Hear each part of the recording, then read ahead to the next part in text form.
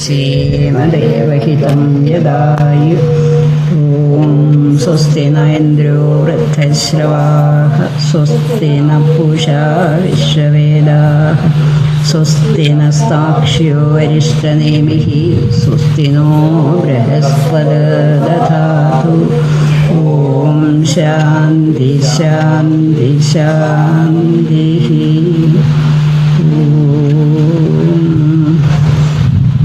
പ്രജ്ഞാനാം ശുപ്രധാനൈഃ സ്ഥിരകരനികരവ്യാപിഭിർവ്യാപ്യ ലോകാൻ ഭുക്ത്വാ ഭോഗാൻ സ്ഥവിഷ്ടാൻ ധിഷണോൽഭാസിതാൻ കാമജന്യാൻ സർവാൻ വിശേഷാൻ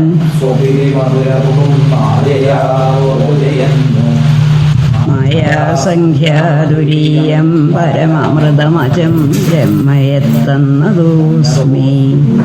യോ വിശ്വാത്മാ വിധിജവിഷയാൻ പ്രാശ്യ ഭോഗാൻ സ്ഥവിഷ്ടാൻ പശ്ചാച്ചാന്യാൻ സ്വമതിവിഭവാൻ ജ്യോതിഷാ സ്വേന സൂക്ഷ്മാൻ സർവാനേതാൻ പുനരപി ശനൈഃ സ്വാത്മനി സ്ഥാപയിത്വാ ഹിത്വാ സർവാൻ വിശേഷാൻ വിഗതഗുണഗണപത്വസോ നസ്തുരീയം.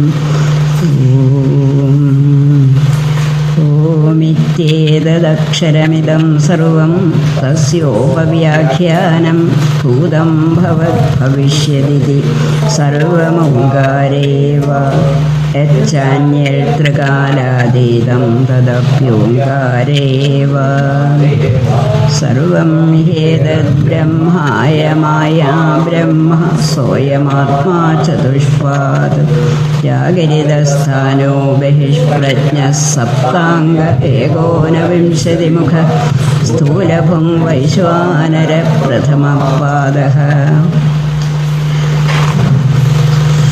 സ്വപ്നസ്ഥാനോന്തപ്രജ്ഞഃ ഏകോനവിംശതിമുഖ ദ്വിതീയപാദഃ.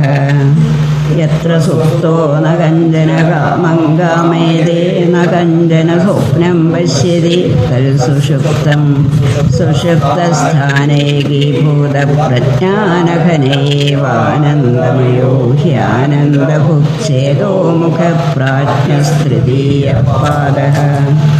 ഏഷ സർവേശ്വര ഏഷ സർവജ്ഞ ഏഷോന്തര്യാമ്യേഷ യോനി സർവസ്യ പ്രഭവാപ്യയോ ഹി ഭൂതാനാം.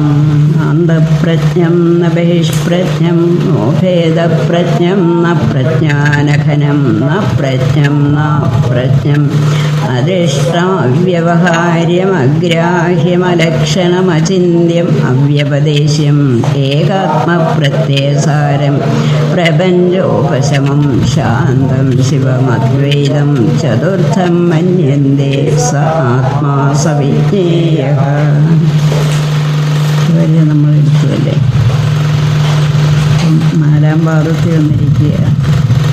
നാലാം പാദം എന്ന് പറയുന്ന ഈ 3 പാദങ്ങളെക്കുറിച്ച് പറഞ്ഞുകൊണ്ട് നാലാം പാദം അങ്ങനെ പറഞ്ഞിരിക്കുന്നേ ഉള്ളൂ, ഉപചാരമായിട്ടില്ല. അത് പാദമൊന്നുമില്ലല്ലോ ഇവിടെ. അവിടെ പാദവുമില്ല, അവസ്ഥയുമില്ല, ഒന്നും തന്നെയില്ല. അപ്പം ശാന്തം ശിവം അദ്വൈതം ചതുർത്ഥമാണ് ചതുർത്ഥപാദം. ഇത് അധ്യാരോപം അപവാദം ഈ ഒരു പ്രക്രിയ. അപ്പോൾ അധ്യാരോപിച്ചു. വിശ്വൻ തേജസ്സൻ പ്രാജ്ഞൻ വരെ അധ്യാരോപിച്ചു. അപ്പം വിശ്വനിൽ നിന്നും ആ വിശ്വനിൽ നിന്നും പൂർണ്ണമായിട്ട് മാറി വേണം തൈജസ്സിന് വരെ.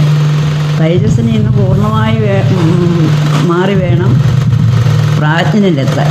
അപ്പോൾ പ്രാജ്ഞൻ എന്ന് പറയുമ്പം ആ അഹങ്കാരവൃത്തി അല്പം പോലും ഇല്ല. അവിദ്യാവൃത്തിയേ ഉള്ളൂ. ഞാൻ അറിയുന്നില്ല എന്നുള്ള അവിദ്യാവൃത്തിയേ ഉള്ളൂ. അഹങ്കാരവൃത്തി ഒട്ടുമില്ല. അതുകൊണ്ടാണ് ഞാനറിയുന്നില്ല എന്ന് വരാത്തത്. അപ്പം ഞാനറിയുന്നു എന്ന് പറയുന്നത് നമ്മൾ ജാഗ്രതത്തിലും സ്വപ്നത്തിലും വെച്ചാൽ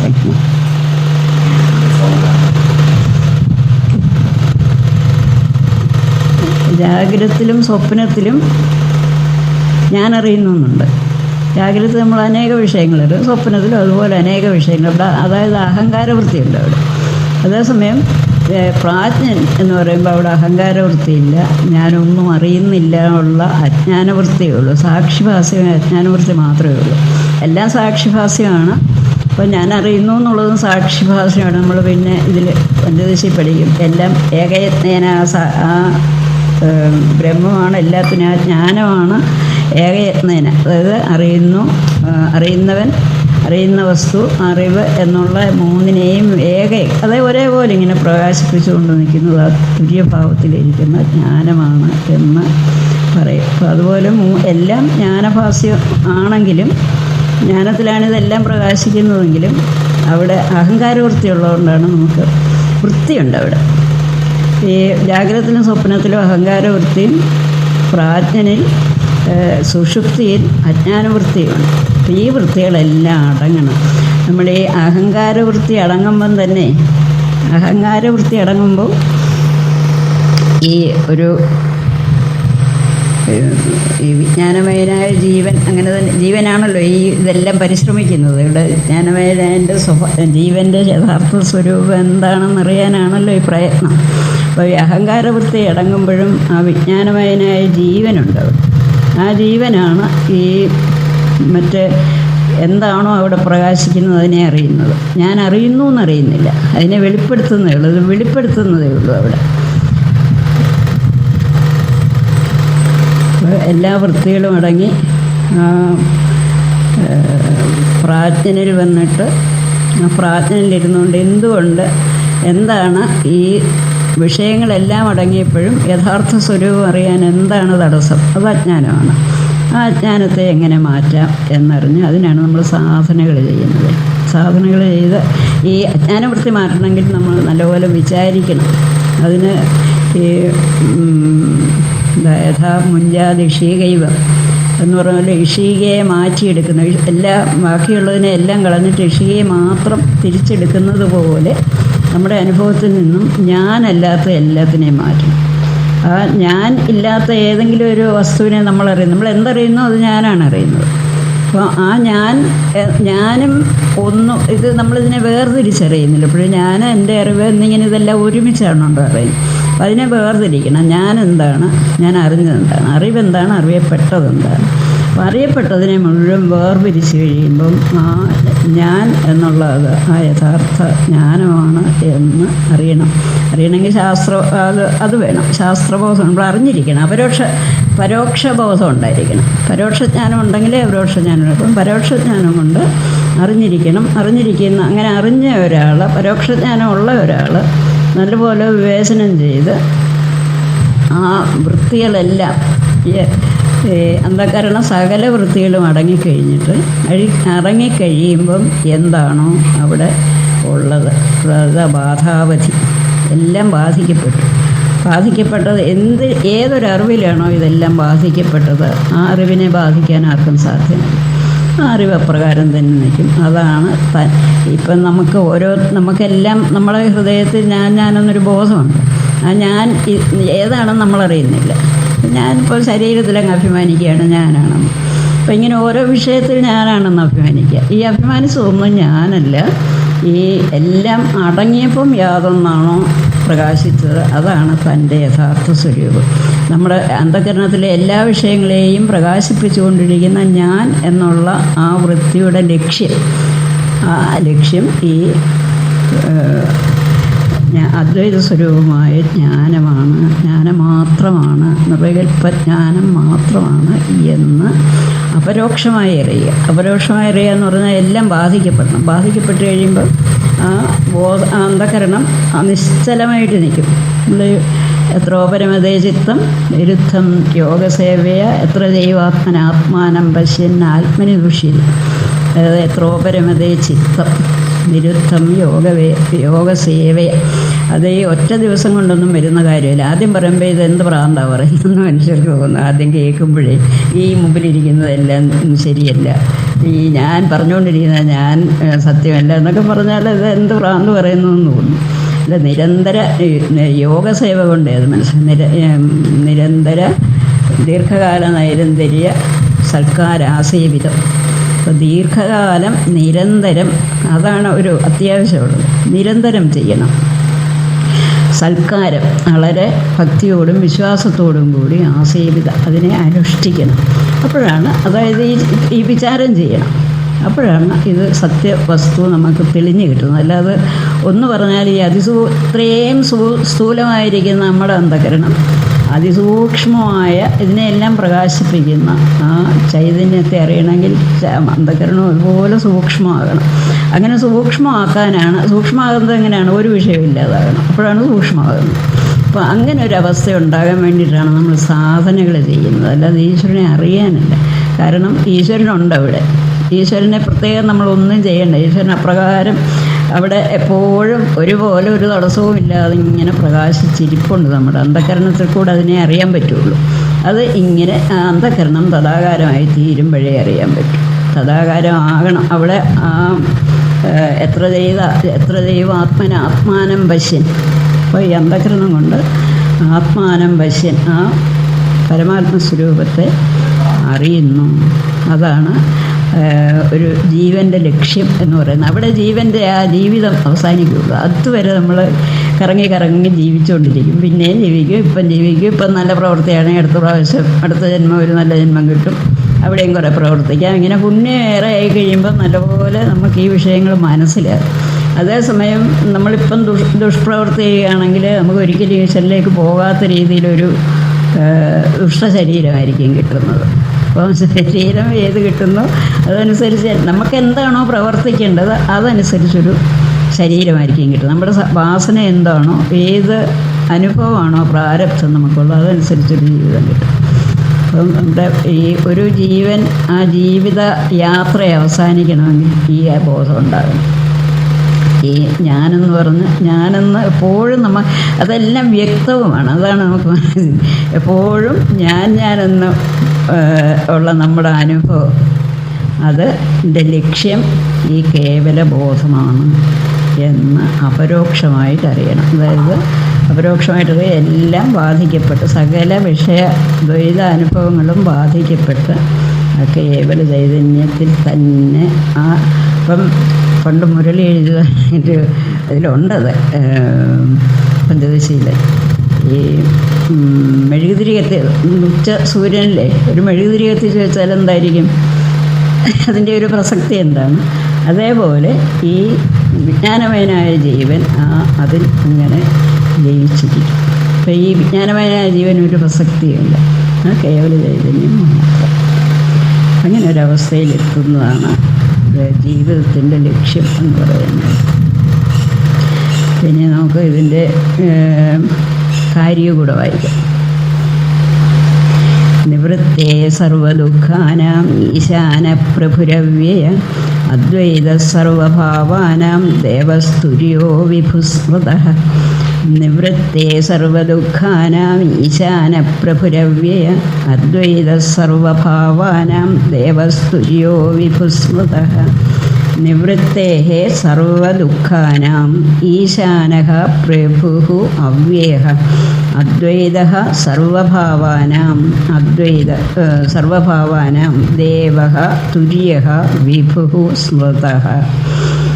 നിവൃത്തേഃ സർവദുഃഖാനാം ഈശാനഃ പ്രഭുഃ അവ്യയഃ അദ്വൈതഃ സർവഭാവാനാം ദേവഃ തുര്യഃ വിഭുഃ സ്മൃതഃ ആണ് പദം. നിവൃത്തേഃ സർവദുഃഖാനാം നിവൃത്തേഃ എല്ലാ ദുഃഖങ്ങളും നിവർത്തിക്കുന്നതിന്, ഇല്ലാതാക്കുന്നതിന് ഈശാനൻ സാമർഥ്യമുള്ളവൻ, പ്രഭു. ഈശാനൻ എന്നുള്ളതാണ് പ്രഭു. ആ സർവദുഃഖങ്ങളും ഇല്ലാതാക്കുന്നതിന് സാമർഥ്യമുള്ളത് ആരാണ്? അവ്യയനായ തുര്യനാകുന്നു. തുര്യോ വിഭുസ്മൃത, തുര്യനാകുന്നു. സർവദുഃഖങ്ങളെയും ഇല്ലാതാക്കാൻ സാമർഥ്യം തുര്യഭാവത്തിൽ, അഥവാ ഒരു വിഷയസ്പർശവും ഇല്ലാതെ പ്രകാശിക്കുന്ന ആ ഒരു ജ്ഞാനത്തിൽ മാത്രമേ സാധിക്കുകയുള്ളൂ.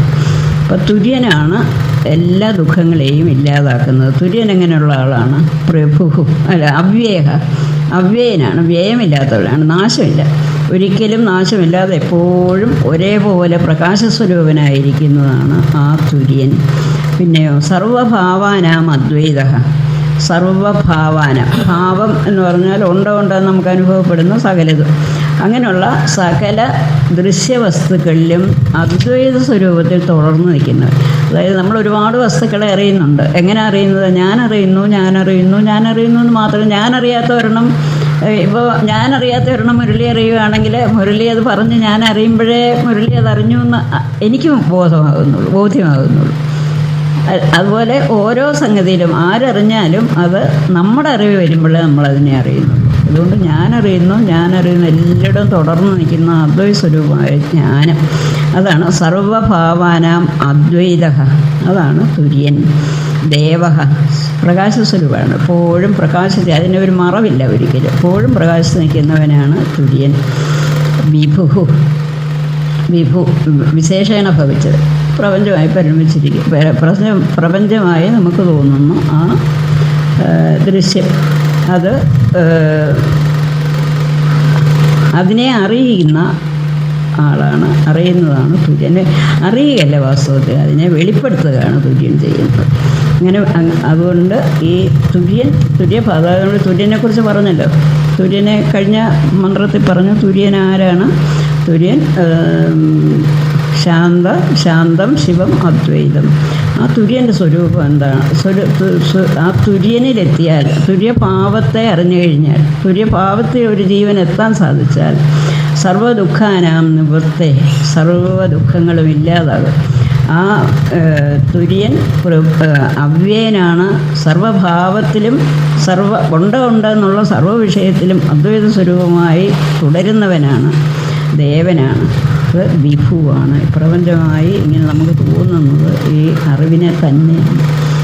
അതാണ് തുര്യൻ്റെ സ്വഭാവം. നിവൃത്തേഹ സർവദുഃഖാനാം ഈശാന പ്രഭുരവ്യയ അദ്വൈത സർവഭാവാനാം ദേവസ്തുര്യോ വിഭുസ്മൃത. ഈ ദുഃഖം എന്ന് പറയുന്നതിന് സർവദുഃഖാനാം പ്രഭു. അപ്പോൾ ദുഃഖം എന്ന് പറഞ്ഞാൽ ദുവായ ഖം എന്ന് പറഞ്ഞാൽ ആകാശം നമ്മുടെ ചിത്താകാശം. ആ ചിത്താകാശം, അത് ഖം എന്നുള്ളത് ധാതുവും ദു ഇത് രണ്ടും രണ്ടും ഉപസർഗം. ഇത് രണ്ടും ഉപസർഗമാണ്. ഉപസർഗം ചേർത്താൽ ഈ അർത്ഥത്തിന് ഒരുപാട് വ്യത്യാസം വരും. അറിയാമോ? എന്താ പറഞ്ഞേ?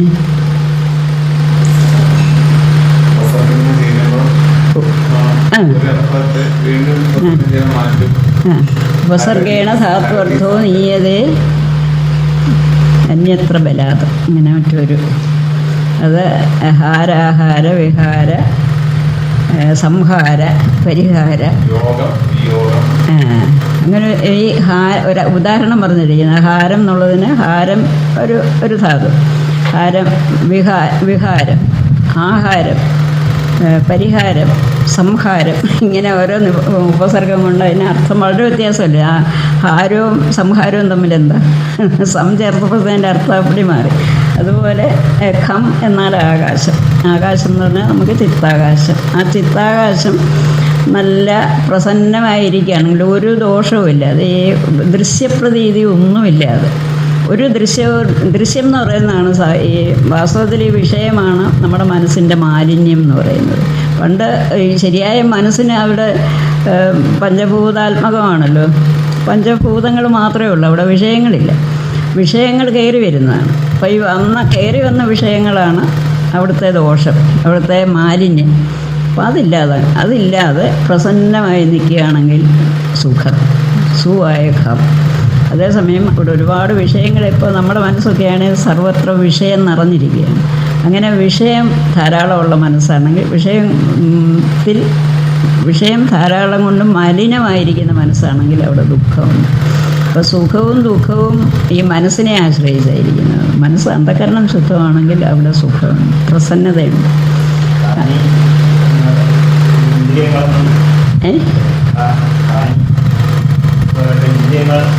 ആ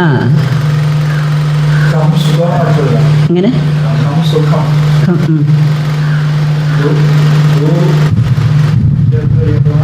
ദുഃഖം ദൂ എന്ന് പറയുന്നതിനൊരു വിപരീതാർത്ഥമാണല്ലോ.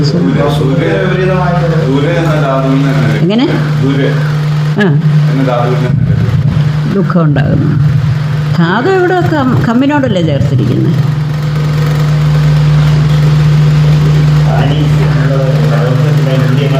ഇന്ദ്രിയങ്ങളുടെ അർത്ഥം പറഞ്ഞിട്ടുണ്ട്. ഇവിടെ ഖം എന്ന് പറഞ്ഞാൽ ആകാശം എന്ന് മാത്രമേ ഉള്ള അർത്ഥം. ആ ആകാശം, ഈ ഇന്ദ്രിയം എന്ന് പറയുന്നത് ഇവിടെ ഇരിക്കുന്ന ഈ കണ്ണല്ലല്ലോ, അല്ല ചെവി അല്ലല്ലോ പ്രവർത്തിക്കുന്നത്, അവിടെ ഇരിക്കുന്ന ആ ജ്ഞാനമല്ലേ, അവിടെ ഇരിക്കുന്ന ആ ഇന്ദ്രിയ ശക്തിയല്ലേ പ്രവർത്തിക്കുന്നത്. ഈ ആകാശത്തിലല്ലേ വാസ്തവത ഇതിരിക്കുന്നു. അതിന് ഇട വേണമല്ലോ ഇരിക്കാൻ, ഒരു ഇന്ദ്രിയം പ്രവർത്തിക്കാൻ ഇട വേണമല്ലോ. ആ ഇട എന്ന് പറയുന്നതാണ് ഖം. ചിത്താകാശത്തിൽ ഒരുപാട് വിഷയങ്ങൾ കയറിയിരിക്കുമ്പോൾ നമുക്ക് ദുഃഖമാണ്, ഭാരമാണത്. ഇങ്ങനെ ഏത് പഞ്ചഭൂത അവിടെ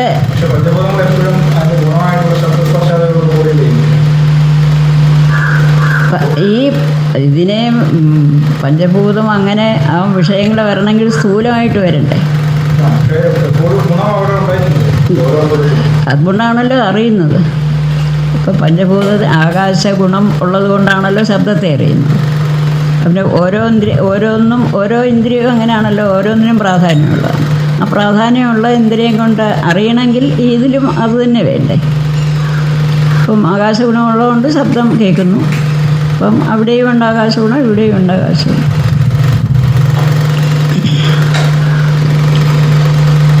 പ്രാജ്ഞഃ തൈജസ വിശ്വലക്ഷണാനാം സർവദുഃഖാനാം നിവൃത്തേഃ ഈശാനഃ തുരീയ ആത്മാ. പ്രാജ്ഞഃ തൈജസ വിശ്വലക്ഷണാനാം സർവദുഃഖം. അപ്പോൾ സർവദുഃഖം എന്ന് പറയുന്ന ഇത് ലക്ഷണം കൊടുത്തിരിക്കുന്ന ആചാര്യസ്വാമികൾ. പ്രാജ്ഞൻ തൈജസൻ വിശ്വൻ. അതായത് പ്രാജ്ഞൻ വിശ്വൻ എന്ന് പറയുന്നത് ഇങ്ങനെ ഉടന്നിരിക്കുന്ന അവസ്ഥ. നമുക്ക് അനേക ദുഃഖങ്ങൾ ഇവിടെ വരികയാണ്. ഇവിടെ ഒരിക്കലും സുഖം അങ്ങോട്ട് ആകുന്നില്ല. ഇപ്പോഴും അനേക ദുഃഖങ്ങൾ വന്നുകൊണ്ടേയിരിക്കും. അങ്ങനെ തൈജസ്സിനും അവിടെയുണ്ട് ദുഃഖം. തൈജസ്സിനും ധാരാളം ദുഃഖം അനുഭവിക്കുന്നുണ്ട്. പക്ഷേ ദുഃഖം അനുഭവിക്കേണ്ട, ഇപ്പം നമ്മളൊരുപാട് നടന്ന് ക്ഷീണിച്ച് നമ്മളൊരിടത്തോട്ട് പോയി നടന്ന് ക്ഷീണിച്ചെങ്കിൽ ഇനി ഇച്ചിരി നേരം ഇരിക്കാം എന്ന് നമുക്ക് വിചാരിക്കാം ഉണർന്നിരിക്കുമ്പോൾ. അല്ല, ഈ ജാഗ്രതത്തിലാണെങ്കിൽ. അതേസമയം സ്വപ്നത്തിലാണെങ്കിൽ ആ വിഷമിച്ച് തന്നെ നടക്കേണ്ടി വരും. സ്വാതന്ത്ര്യമില്ല ഇവിടെ. തൈജസൻ. പ്രാജ്ഞനാണെങ്കിൽ ദുഃഖനിവൃത്തി എന്ന് വിചാരിക്കാൻ പോലും നിവൃത്തിയില്ല, അതിക്കൊരു ബോധവുമില്ല. അതുകൊണ്ട് ചിന്തിക്കാനും നിവൃത്തിയില്ല. അവിടെ മൂന്നിടത്തും ദുഃഖമുണ്ട്. ഉണർന്നിരിക്കുമ്പോഴും ദുഃഖമുണ്ട്, സ്വപ്നം കാണുമ്പോഴും ദുഃഖമുണ്ട്. പ്രാജ്ഞൻ ദുഃഖത്തെയോ സുഖത്തെയോ അറിയാൻ വയ്യാത്ത ഒരു സ്റ്റേജിലാണ് ഇരിക്കുന്നത്. ദുഃഖമല്ലേ ഇരിക്കുന്നതുകൊണ്ടാണല്ലോ, ബീജമല്ലേ ഇരിക്കുന്നത് പ്രാജ്ഞനല്ലേ. പക്ഷേ അതിനെ എങ്ങനെ നിവർത്തിക്കും എന്നറിയാൻ പറ്റത്തില്ല. അങ്ങനെ നിവർത്തിക്കാനും സാധ്യമല്ല ഉറക്കത്തിൽ. സർവദുഃഖാനാം നിവർത്തേഹ ഈശാനഃ തുരീയ ആത്മാ.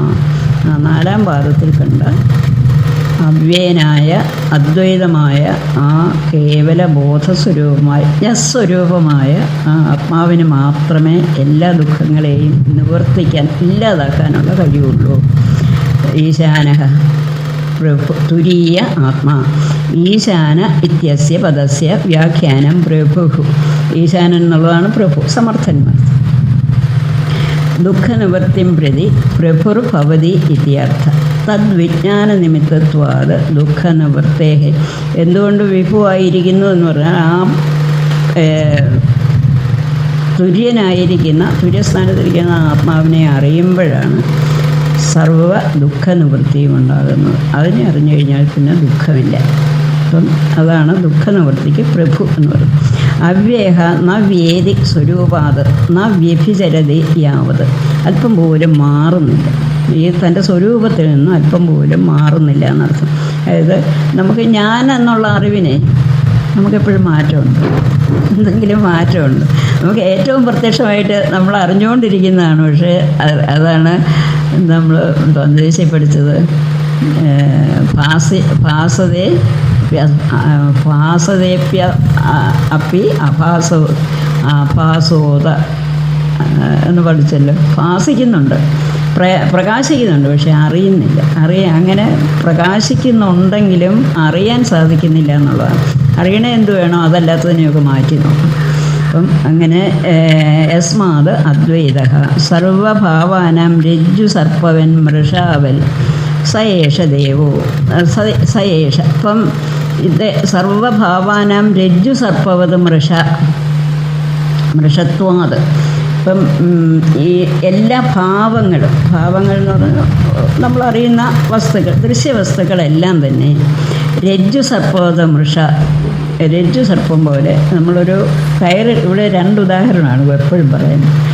ഈ രജ്ജുവിൽ കണ്ട സർപ്പത്തെ പോലെ ഇല്ലാത്തതാണ് അത് ഇല്ലാത്തതാണ്. മൃഷത്വാത് സ ഏഷ ദേവോ. ആ സർവഭാവാനാം രജ്ജു സർപ്പവൻ മൃഷത്വാത് ഈ അദ്വൈതമാണ്. സ ഏഷ ദേവ ദ്യോതനാത് തുരീയ. ആ ഭഗവാൻ, ആ ദേവൻ എപ്പോഴും ദ്യോതനാത്, ആത്മാവ് എപ്പോഴും പ്രകാശിച്ചാണ് ഇരിക്കുന്നത്. നമ്മൾ ഉറങ്ങിക്കിടക്കുമ്പോൾ ഞാൻ ഉറങ്ങിയെന്നറിയുന്നുണ്ട്, പ്രകാശിക്കുന്നുണ്ട്. ഞാൻ ബോധം കിട്ടുപോയെങ്കിൽ ഞാൻ ബോധം കിട്ടുപോയി എന്നറിയുന്നുണ്ട്. ഞാൻ സമാധിയായിരിക്കുന്നെങ്കിൽ ഞാൻ ഇത്രയും നേരം ഞാൻ സമാധിസ്ഥനായിരുന്നു. എന്തവസ്ഥയാണോ ഈ അന്ധകരണത്തിനുള്ളത് അല്ലെ ജീവനുള്ളത് അതിനെ കൃത്യമായിട്ട് പ്രകാശിപ്പിക്കുന്നുണ്ട്. അപ്പം ഞാൻ ഉറങ്ങി എന്ന് അറിയണമെങ്കിൽ ആ അറിവില്ലായ്മയെ അറിയിക്കണമല്ലോ. അല്ല, നമുക്ക് ഒരിക്കലും ഞാനില്ല എന്നുള്ള ഒരവസ്ഥ ഒരിക്കലും ഉണ്ടായിട്ടില്ല. അപ്പം ബോധം അതുപോലെ ഒരാൾക്ക് ബോധം കിട്ടുപോയി, ഒരാൾ ഉറങ്ങിപ്പോയി, ഒരാൾ സമാധിയിൽ ഇരിക്കുന്നു. ഇപ്പം 3 കഴിഞ്ഞ് മൂന്നവസ്ഥയാണല്ലോ. ഈ 3 അവസ്ഥയും കഴിഞ്ഞ് ഉണർന്നു വരുന്ന ആളിന് ഇന്നതായിരുന്നു എന്ന് കൃത്യമായിട്ട് അറിയാൻ സാധിക്കുന്നുണ്ട്. ഞാൻ ഇത്രയും നാൾ ഉറങ്ങുമായിരുന്നു, ഇത്രയും നേരം ഉറങ്ങുമായിരുന്നു, അല്ലെങ്കിൽ ബോധം കിട്ടുമായില്ലോ, കൃത്യമായിട്ട് അറിയാൻ സാധിക്കുന്നുണ്ട്. ഞാൻ സമാധിസ്ഥനായിരുന്നു എന്നും അറിയാൻ സാധിക്കുന്നുണ്ട്. എങ്ങനെയാണ് ഇത് അറിയുന്നത്? സമാധി എന്ന് പറയുന്ന സമയത്ത് ഒരു അന്ധകരണ വൃത്തിയുമില്ല, ഉറക്കത്തിലും ഇല്ല, ബോധം കിട്ടാനും ഇല്ല. പക്ഷേ ഈ അന്ധകരണത്തിൽ ഈ അവസ്ഥയിൽ ഇരിക്കുന്നു എന്ന് വെളിപ്പെടുത്തുന്ന ആ ബോധം, അതില്ലെങ്കിൽ ആ അന്ധകരണവുമില്ല. അതുകൊണ്ട് അതാണ് ആത്മാവ്. ആ ആത്മാവ് എപ്പോഴും ഒരേപോലെ എപ്പോഴും പ്രകാശസ്വരൂപനായി തന്നെ ഇരിക്കുന്നു. ആ ചതുർത്ഥൻ വിഭു, വ്യാപി, അതില്ലാത്ത ഒരു സ്ഥലമില്ല. ഞാൻ എന്നുള്ള അനുഭവമാണ് ആദ്യം ഉണ്ടാകുന്നത്, പിന്നെയാണ് ഇതൊന്നും അനുഭവം ഉണ്ടാകുന്നത്. അപ്പം അതില്ലാത്ത ഒരു സ്ഥലവുമില്ല. അത് വ്യാപിയാണ്, സർവത്ര നിറഞ്ഞിരിക്കുന്നതാണ് എന്ന് സ്മൃതഃ എന്ന് പറയപ്പെട്ടിരിക്കുന്നു. എന്തുകൊണ്ട് ഈ അന്ധകരണത്തിന് ഒരു വിഷയവും ഇല്ലാത്ത ഒരവസ്ഥ എന്ന് ഉണർന്നു വരുന്ന ഒരാൾ എങ്ങനെയാണ് ഇതായിരുന്നു എന്നറിയുന്നത്? ഒരിടത്തും പിന്നെ ഒരു വൃത്തിയുമില്ലല്ലോ. അങ്ങനെ ഇരിക്കുമ്പം എങ്ങനെയാണ് ഞാൻ ഉറങ്ങുമായിരുന്നു അല്ലെങ്കിൽ സമാധിയിലിരിക്കുമായിരുന്നു എന്ന് എങ്ങനെയാണ് അറിയുന്നത്? അത് ഉണർന്നു വരുന്ന ആൾ ആ മനസ്സിൽ ആ സംസ്കാരം കാണും, എന്താണ് അവിടെ സംഭവിച്ചതെന്നുള്ള സംസ്കാരത്തോടുകൂടി, പിന്നെ സംസ്കാര സജീവനായിട്ട് വരുമെന്നാണ് ഈ പഞ്ചദശിയിലെ ഭാഷ. ആ സംസ്കാരത്തോടു കൂടിയായിരിക്കും ഉണർന്നു വരുന്നത്. അതുകൊണ്ട് അറിയാൻ സാധിക്കും. അപ്പോൾ ഇതിനെല്ലാം വെളിപ്പെടുത്തിക്കൊണ്ടിരിക്കുന്നതാണ് ആ തുര്യൻ. ഉറക്കം കഴിഞ്ഞ് വരുന്നതും സമാധി കഴിഞ്ഞ് വരുന്നതുമായ ആ മനസ്സിന്റെ ഭാവം പിന്നെ രണ്ടല്ലേ? ഒന്ന് എന്താ, നമ്മളിപ്പോൾ നല്ല വെളിച്ചത്തിൽ ഒരു ഇരുട്ടത്തോട്ട് പോയി, ഇരുട്ടത്തിരുന്ന് നമ്മൾ തപ്പിത്തടഞ്ഞ് ഇങ്ങോട്ട് വന്നപ്പോൾ നല്ല വെളിച്ചം കണ്ടു. അപ്പോൾ എങ്ങനെയാണ് നമ്മുടെ മനോഭാവം? അതുപോലെ ആയിരിക്കും ആ ശാന്തി. അല്ലാതെ ഈ സുഖം എന്ന് നമ്മൾ പറയുന്നതൊക്കെ അന്ധകരണവൃത്തിയാണ്. ഈ അവിടെ വരുന്നത് ശാന്തി, ശാന്തം, ശിവ അദ്വൈതം, ഒരു ചലനവുമില്ലാത്ത ഒരു ശാന്തി അനുഭവം.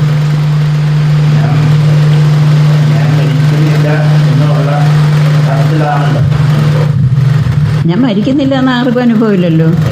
ഞാൻ മരിക്കുന്നു എന്ന് ആർക്കും അനുഭവമില്ല. ഞാൻ മരിക്കുന്നു എന്ന് നമ്മൾ ശരീരത്തെ വെച്ചുകൊണ്ട് ചിന്തിക്കുന്നതാണ്. മരിക്കുന്നില്ല എന്നും വാസ്തവത്തിൽ നമ്മൾ ചിന്തിക്കുന്നുണ്ടോ? മരിക്കും എന്ന് ചിന്തിക്കുമായിരിക്കും. മരിക്കും എന്ന് ചിന്തിക്കുന്നത് എല്ലാവരും മരിക്കുന്നത് കാണുന്നുണ്ട്. ഇതാണ് മരണം എന്ന് നമ്മൾ വിചാരിച്ചിരിക്കുക. ശരീരം ഇല്ലാതാകുന്നതാണ് മരണം എന്ന് വിചാരിച്ചിട്ട് എല്ലാവരുടെയും ശരീരം പോകുന്നു, നമ്മുടെ ശരീരം പോകും. നമ്മൾ ഇത് പറഞ്ഞു, ഈ ഒരു ബോധം വരുന്നത് വരെ നമുക്ക് ശരീരം മാറി മാറി വരും. ശരീരം മാറുന്നതിനെയാണ് മരണം എന്ന് പറയുന്നതെന്ന് ഗീതയിലൊക്കെ പറഞ്ഞിട്ടുണ്ട്. പക്ഷേ നമ്മൾ ഈ ശരീരത്തിൽ അനുഭവിക്കേണ്ട അനുഭവമൊക്കെ തീരുമ്പോൾ ഈ ശരീരം പതിക്കും. അപ്പോൾ അടുത്ത ശരീരം വരും. ജ്ഞാനിയാണെങ്കിൽ ഇല്ല, ആർക്കും അനുഭവമില്ല. എന്നാലും നമ്മൾ മരിക്കും എന്നൊരു പേടി. ദ്യോതനാഥ തുരീയ ചതുർത്ഥോ വിഭുർ വ്യാപി. വിഭു എന്നുള്ളതിൻ്റെ അർത്ഥമാണ് വ്യാപി. വിശ്വാചൊല്ല നിവൃത്തേ സർവദുഃഖാനാം ഈശാന പ്രഭുരവ്യയ അദ്വൈത സർവഭാവാനാം ദേവസ്തുര്യോ വിഭുസ്മൃതഃ കാര്യകാരണബദ്ധൗ വിശ്യേദേ വിശ്വതൈജസൗ പ്രാജ്ഞകാരണബദ്ധസ്തു ദ്വൗ തൗ തുര്യേന സിദ്ധ്യതഃ കാര്യകാരണബദ്ധൗ വിശ്യേദേ വിശ്വതൈജസൗ പ്രാജ്ഞകാരണബദ്ധസ്തു ദ്വൗ തൗ തുര്യേന സിദ്ധ്യതഃ കാര്യകാരണബദ്ധൗ തൗ ഇഷ്യേദേ വിശ്വതൈജസൗ പ്രാജ്ഞഃ കാരണബദ്ധഃ തു ദ്വൗ തൗ തുര്യേന സിദ്ധ്യതഃ. വിശ്വതൈജസൗ ഈ രണ്ടിൻ്റെ കാര്യമാണ് പറയുന്നത്. വിശ്വതൈജസൗ അതുകൊണ്ടാണ് ദ്വിവചനം, വിശ്വനും തൈജസനും. കാര്യകാരണബദ്ധൗ തൗ ഇവർ രണ്ടും വിശ്വനും തൈജസനും തൗ കാര്യകാരണബദ്ധൗ തൗ എന്ന് പറഞ്ഞാൽ രണ്ടുപേരും കാര്യകാരണബദ്ധൗ കാര്യം കൊണ്ടും കാരണം കൊണ്ടും ബന്ധിച്ചിരിക്കുകയാണ്. നമുക്കിപ്പോൾ എന്താണ് കാര്യം കൊണ്ടും കാരണം കൊണ്ടും നമ്മളെ എങ്ങനെ ആ ജീവനെ എങ്ങനെ ബന്ധിച്ചിരിക്കുകയാണ്. പ്രാജ്ഞകാരണബദ്ധസ്തു ദ്വൗ തൗ തുര്യേന സിദ്ധ്യത. 4 ഭാവങ്ങളെക്കുറിച്ചാണല്ലോ പറഞ്ഞത്. അതിൽ ആദ്യത്തെ വിശ്വനും തൈജസ്സിനും കാര്യം കൊണ്ടും കാരണം കൊണ്ടും ബന്ധിച്ചിരിക്കുകയാണ്. ഈ പ്രാജ്ഞനാകട്ടെ കാരണം കൊണ്ട് മാത്രമേ ബന്ധിച്ചിട്ടുള്ളൂ. തുര്യനിൽ ഒരു ബന്ധവുമില്ല. ഇതാണ് 4 തമ്മിലുള്ള വ്യത്യാസം. 4 എണ്ണം പറഞ്ഞാൽ 4 തമ്മിലുള്ള വ്യത്യാസം. ഈ തുര്യനിൽ യാതൊരുവിധ ബന്ധവും ഇല്ല. ഒന്നുകൊണ്ടും അതിനെ ബന്ധിച്ചിട്ടില്ല. അപ്പം കാര്യകാരണബദ്ധവും, കാര്യം എന്താണ്? ഈ പ്രപഞ്ചമാണ് കാര്യം. ഈ ദ്വൈതാനുഭവമാണ് കാര്യം. കാരണമോ ആ ബീജം അവിദ്യയാണ് ബീജം. അവിദ്യ കൊണ്ട് എന്താ ദോഷം വെച്ചാൽ നമുക്ക് ശരിയായ കാര്യം അറിയുന്നില്ല, തത്വം അറിയുന്നില്ല. തത്വം അജ്ഞാനം. തത്വത്തെ അറിയാതിരിക്കുക, ഓരോ വസ്തുവിനെയും കാണുമ്പോൾ അത് ഇന്നതാണ് അതിൻ്റെ തത്വം എന്നറിയാതിരിക്കുക എന്നുള്ളതാണ് കാരണം. ആ കാരണം കൊണ്ടാണ് ഈ പ്രപഞ്ച പ്രതീതി നമുക്കുണ്ടാകുന്നത്. പ്രതീതി എന്ന് പറഞ്ഞാൽ ഒരു കാര്യം നമ്മൾ അറിയുമ്പം ആ കാര്യം നമ്മൾ ബോധം വരുമ്പോഴേ അതറിയുള്ളല്ലോ. ഈ ബോധം നമ്മുടെ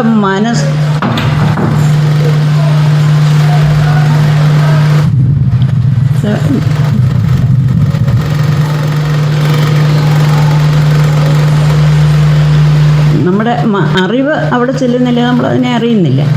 അപ്പം ഈ കാരണം എന്ന് പറയുന്നത് അജ്ഞാനം. ശരിയായ തത്വം നമ്മൾ മനസ്സിലാക്കുക. ഒരു വസ്തുവിൻ്റെ ശരിയായ തത്വം എന്താണ് എന്ന് നമ്മൾ മനസ്സിലാക്കുന്നില്ല എന്നുള്ളതാണ് കാരണം, അജ്ഞാനം. കാര്യമോ അതുകൊണ്ടുണ്ടാകുന്ന ഈ ദ്വൈത പ്രതീതി, സ്വപ്നത്തിലും ജാഗ്രതത്തിലും ഉണ്ടാകുന്ന ദ്വൈത പ്രതീതിയാണ് കാര്യം. അപ്പോൾ കാര്യം എന്ന് പറഞ്ഞാൽ കാരണത്തിൽ നിന്നുണ്ടായതാണ്, കാരണത്തിൽ നിന്നുണ്ടായതാണ് കാര്യം. അപ്പോൾ കാര്യകാരണബദ്ധൗ തൗ ഈ വിശ്വനും തൈജസ്സിനും കാര്യകാരണബദ്ധവും, കാര്യം കൊണ്ടും അജ്ഞാനം തത്വത്തെ അറിയാത്തത് കൊണ്ടും അറിയുന്നില്ല എന്നുള്ള കാരണം കൊണ്ടും ആ കാരണം കൊണ്ട് ദ്വൈത ബോധം ഉണ്ടാകുന്നു എന്നുള്ളത് കാര്യം, പ്രപഞ്ച ബോധം ഉണ്ടാകുന്നു എന്നുള്ള കാര്യം. ഇത് രണ്ടുകൊണ്ടും ബന്ധിച്ചിരിക്കുകയാണ്. അതായത് ജാഗ്രതയിലിരിക്കുന്ന ഒരു മനുഷ്യന് ഓരോ വസ്തുക്കളെ കാണുകയാണ്. ആ വസ്തുക്കളെല്ലാം സത്യമാണെന്ന് നമ്മൾ അറിയുകയാണ്. നമ്മുടെ മുമ്പിൽ കാണുന്ന എല്ലാ വസ്തുക്കളെയും സത്യമായിട്ട് നമ്മളറിയും.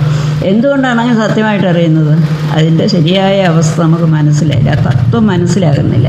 ആ തത്വം മനസ്സിലാകുന്നില്ല എന്നുള്ളത് കാരണവും ഇതിനെ പലതായി കാണുന്നു എന്നുള്ളത് കാര്യവുമാണ്.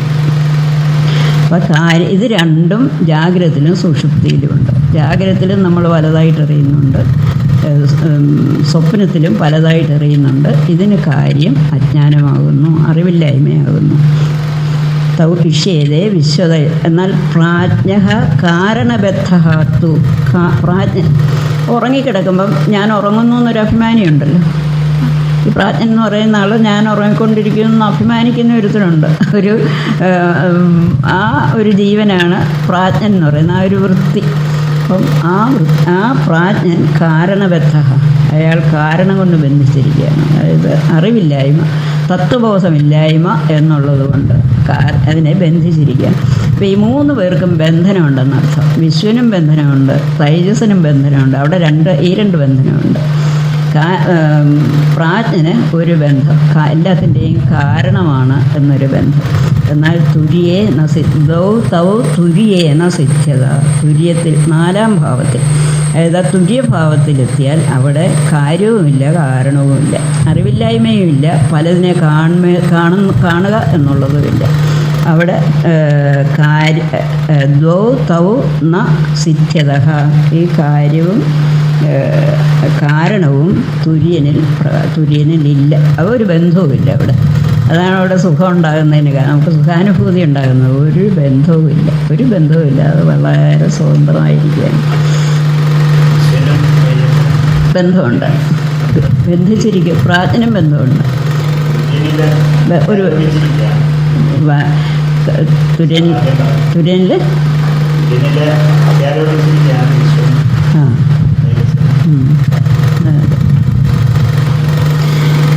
അധ്യാരോപിച്ചിട്ട് വേണമല്ലോ. നമ്മളെല്ലാം കണ്ടിരിക്കുമല്ലേ. അപ്പം അധ്യാരോപിച്ചിട്ട് വേണം അപവദിക്കാൻ. അപ്പം കാര്യം ക്രിയത ഇത് ഫലഭാവ. കാര്യം എന്ന് പറയുന്നത് കാരണം ഫലിച്ചു, കാരണത്തിൻ്റെ ഫലമുണ്ടായി. അതാണ് കാര്യം. കാരണം കരോതി ഇത് ബീജഭാവ. കാരണമായിരിക്കുന്നതാണ് ബീജഭാവം. അപ്പം എന്താണോ കാരണം അത് ബീജം. അതിൽ നിന്ന് ഉണ്ടാകുന്നത് കാര്യം. തത്വാഗ്രഹണ അന്യഥാഗ്രഹണാഭ്യാം ബീജഫലഭാവാഭ്യാം തൗ യഥോക്തൗ വിശ്വതേ തൈജസൗ ബദ്ധൗ സംഗൃഹീത വിശ്യേതേ. തത്വാഗ്രഹണ അന്യഥാഗ്രഹണാഭ്യാം ബീജഫലഭാവാഭ്യാം. ബീജഭാവം എന്ന് പറയുന്നത് എന്താണ്? തത്വാഗ്രഹണം. തത്വം മനസ്സിലാകുന്നില്ല. നമ്മളെല്ലാ വസ്തുക്കളെയും കാണുന്നുണ്ട്, ഞാൻ എല്ലാം അറിഞ്ഞു എന്നും വിചാരിക്കുന്നുണ്ട്. പക്ഷേ തത്വം മനസ്സിലായില്ല. തത്വം മനസ്സിലാക്കാത്തതാണ് ബീജം. ഈ പ്രപഞ്ചത്തിൻ്റെ ബീജം എന്ന് പറയുന്നത് നമ്മളെ ശരിയായ തത്വം, ഇതിൻ്റെ തത്വം എന്താണ് എന്ന് ഗ്രഹിക്കാത്തതാണ്. ഇപ്പം തത്വാഗ്രഹണ അന്യഥാഗ്രഹണം. തത്വം ഗ്രഹിക്കാത്തതുകൊണ്ട് എന്താണ്? ഇത് ഞാനാണെന്നും ഇതെല്ലാം ഞാൻ അറിയുന്ന പ്രപഞ്ചമാണെന്നും ഇതിൽ നമുക്ക് സുഖദുഃഖങ്ങളുണ്ടാകുന്നു എന്നൊക്കെ അങ്ങോട്ട് ധരിക്കുക. അതാണ് അതിൻ്റെ ഫലഭാവം. തത്വം അറിയുക എന്നുള്ള കാരണവും അതിനെ അന്യഥാ ഗ്രഹിക്കുക എന്നുള്ളത് അതിൻ്റെ കാര്യവുമാകുന്നു. തൗ യഥോക്തൗ വിശ്വതൈജസൗ ബദ്ധൗ സംഗൃഹീത വിഷ്യത. ഈ രണ്ടും പിടികൂടിയിട്ടുണ്ട് ഈ വിശ്വനെയും തൈജസനെയും. വിശ്വനും തൈജസനും ശരിയായ ബോധമില്ല, ശരിയായ തത്വം അറിയുന്നില്ല. അതുകൊണ്ട് ഇതിനെയെല്ലാം സത്യമായിട്ട് അറിയുന്നു. ബീജഫലഭാവാഭ്യാം തൗ യഥോക്തൗ വിശ്വതൈജസൗ ബദ്ധൗ സംഗൃഹീത വിഷ്യതേ. പ്രാജ്ഞഃ തു ബീജഭാവേനൈവ ബദ്ധഃ. പ്രാജ്ഞനോട് ഒരു ബന്ധമേ ഉള്ളൂ. അത് ബീജഭാവം. എല്ലാം ബീജഭാവത്തിലിരിക്കുകയാണ്. തത്വാപ്രതിബോധം മാത്രമേവ ഹി ബീജം. ബീജം എന്ന് പറയുന്നത് തത്വാപ്രതിബോധം മാത്രം. അതായത് സത്വം ഗ്രഹിക്കുന്നില്ല. ഞാൻ അറിയുന്നില്ല എന്ന് ഗ്രഹിക്കുന്നുണ്ടല്ലോ. ഒരു അനുഭവം ഉണ്ടല്ലോ. ആ അനുഭവം ശരിയായ തത്വത്തെ മനസ്സിലാകാത്തതുകൊണ്ടാണ് ഞാനൊന്നും അറിയുന്നില്ല എന്ന് വിചാരിക്കുന്നത്. അതുമാത്രമാണ് പ്രാജ്ഞനിലുള്ള ബന്ധം. പ്രാജ്ഞത്വേ നിമിത്തം. അത് ആ തത്വാഗ്രഹണമാണ് പ്രാജ്ഞൻ ഉണ്ടാകാനുള്ള കാരണം. തതഃ തൗ ബീജഫലഭാവോ തത്വാഗ്രഹണ അന്യഥാഗ്രഹണേ തുര്യേന സിദ്ധ്യതോ ന വിദ്യേതേ. ന സംഭവത ഇത്യർത്ഥം. ഈ തത്വാഗ്രഹണം എന്നുള്ളതും അന്യഥാഗ്രഹണം എന്നുള്ളതും തുര്യേന സിദ്ധ്യത, തുര്യനിലുണ്ടാകുന്നില്ല. തുര്യൻ ഇത് രണ്ടുമില്ല. തുര്യനിൽ അന്യഥാഗ്രഹണവുമില്ല, പിന്നെ അഗ്രഹണവുമില്ല. അതുകൊണ്ട് ഈ തുര്യനിൽ രണ്ടും ഉണ്ടാകുന്നില്ല. ഒരു വിധത്തിലുള്ള ബന്ധവുമില്ല എന്നർത്ഥം. പൂർണ്ണ സ്വതന്ത്രനാണ് തുര്യൻ ഇരിക്കുന്ന ആ ഭാവം. നിവൃത്തേ സർവദുഃഖാനാം ഈശാനപ്രഭുരവ്യയ അദ്വൈത സർവഭാവാനാം ദേവസ്തുര്യോ വിഭുസ്മൃത കാര്യകാരണബദ്ധൗദാവിക്ഷ്യേതേ വിശ്വതൈജസൗ പ്രാജ്ഞകാരണബദ്ധസ്തു ദോ തൗ തുര്യേന സിദ്ധ്യത ആത്മാനം ച പരാം ചൈവ ന സത്യം നാഭിജാനൃതം പ്രാജ്ഞ കിഞ്ചന സംവേത്തി തുര്യം തൽ സർവദൃക്സദ നാത്മാനം ന പരാംശ്ചൈവ ന സത്യം നാഭിജാനൃതം പ്രാജ്ഞ കിഞ്ചന സംവേത്തി തുര്യം തൽ സർവദൃക്സദ ന ആത്മാനം ന പരാൻ ചൈവ ച ഏവ ന സത്യം ന അപി ച അനർഥം പ്രാജ്ഞ കിഞ്ചന സംവേത്തി തുര്യം തൽ സർവദൃക് സദ. ഈ ദ്വൈതബോധം പ്രാജ്ഞനിലും ഇല്ല, തുര്യനിലും ഇല്ല. രണ്ടിടത്തും രണ്ടെന്ന് നമ്മൾ അറിയുന്നില്ല. ഉറങ്ങുമ്പം മറ്റൊരു വസ്തുവിനെ അറിയുന്നില്ല. തുര്യനിൽ ഒരു വിധത്തിലുള്ള ബന്ധനവുമില്ല. അപ്പോൾ രണ്ടിടത്തും വിഷയമില്ല. എന്നാലും എന്താണ് ഇവർ, അപ്പോൾ രണ്ടിടത്തും ഒരു വിഷയമില്ലെങ്കിൽ എന്താണ് ഇവർ തമ്മിലുള്ള വ്യത്യാസം? ഈ പ്രാജ്ഞനും തുര്യനും തമ്മിലൊരു വ്യത്യാസം രണ്ടിടത്തും അറിയുന്നില്ലല്ലോ. പിന്നെ എന്താണ് വ്യത്യാസം എന്ന് വെച്ചാൽ നാത്മാനം ന വരാൻ ചെയ്യുക ന സത്യം ജാനി ച അനർഥം പ്രാജ്ഞ കിഞ്ചന സംവേത്തി. ഈ പ്രാജ്ഞൻ എന്ന് പറയുന്ന ആളുണ്ടല്ലോ, കിഞ്ചന ന സംവേത്തി.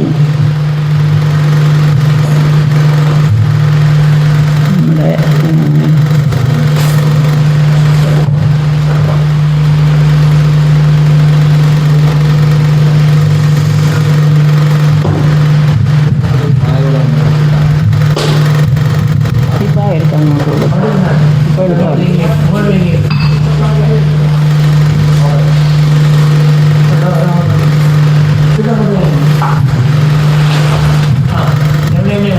നീ ഇപ്പറേ വാ, ഇവിടെ വാ, നീ ഇവിടെ വാ. അത് രണ്ടുപേരും വന്നു, രണ്ടുപേരും ഇരിക്കുന്ന സ്ഥലം. അല്ലെങ്കിൽ അദ്ദേഹത്തിന് ഇവിടെ ഇരിക്കാം. ആർക്കെങ്കിലും ഇവിടെ ഇരിക്കാം. അപ്പോൾ ഇവിടെ ധാരാളം സ്ഥലം കിടപ്പുണ്ട്.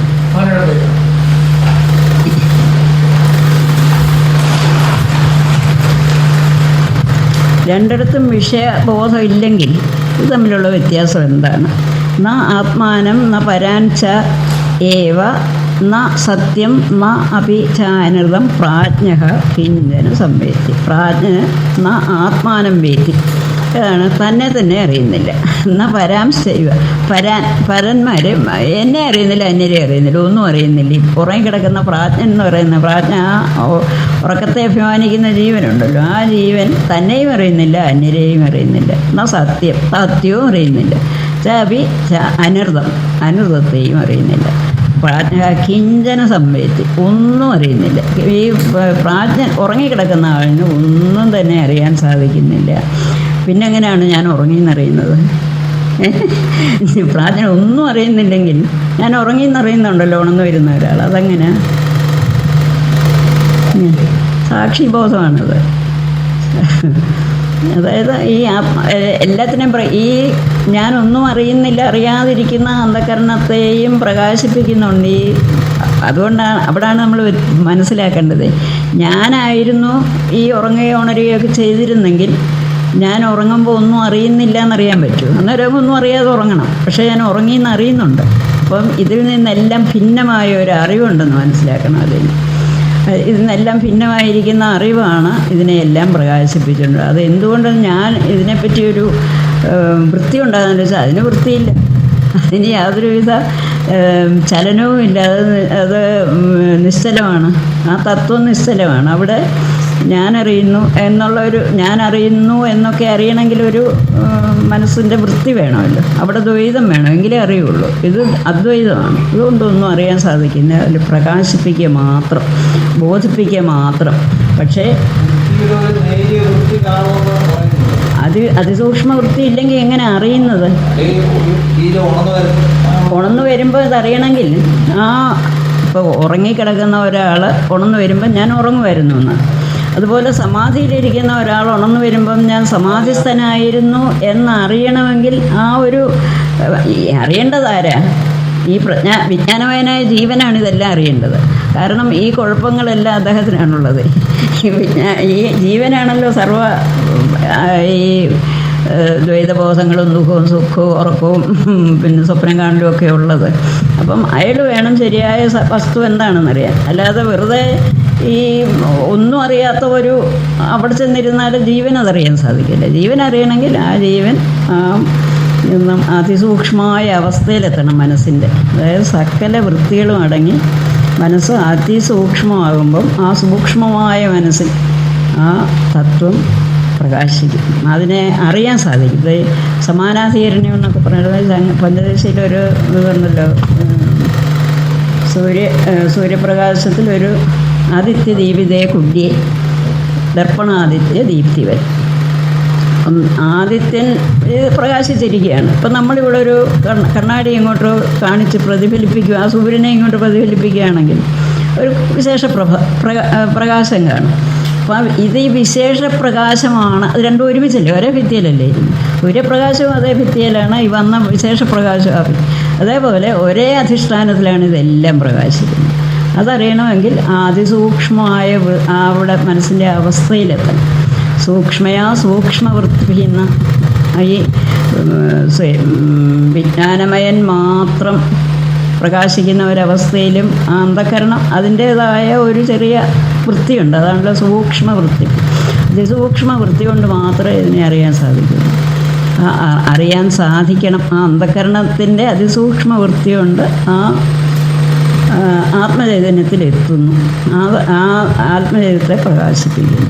അല്ലെങ്കിൽ എങ്ങനെയാണ് ഇത്? എനിക്കാണ് ദുഃഖം, എൻ്റെ ദുഃഖമാണ് മാറേണ്ടത്, എൻ്റെ സംശയമാണ് മാറേണ്ടത്.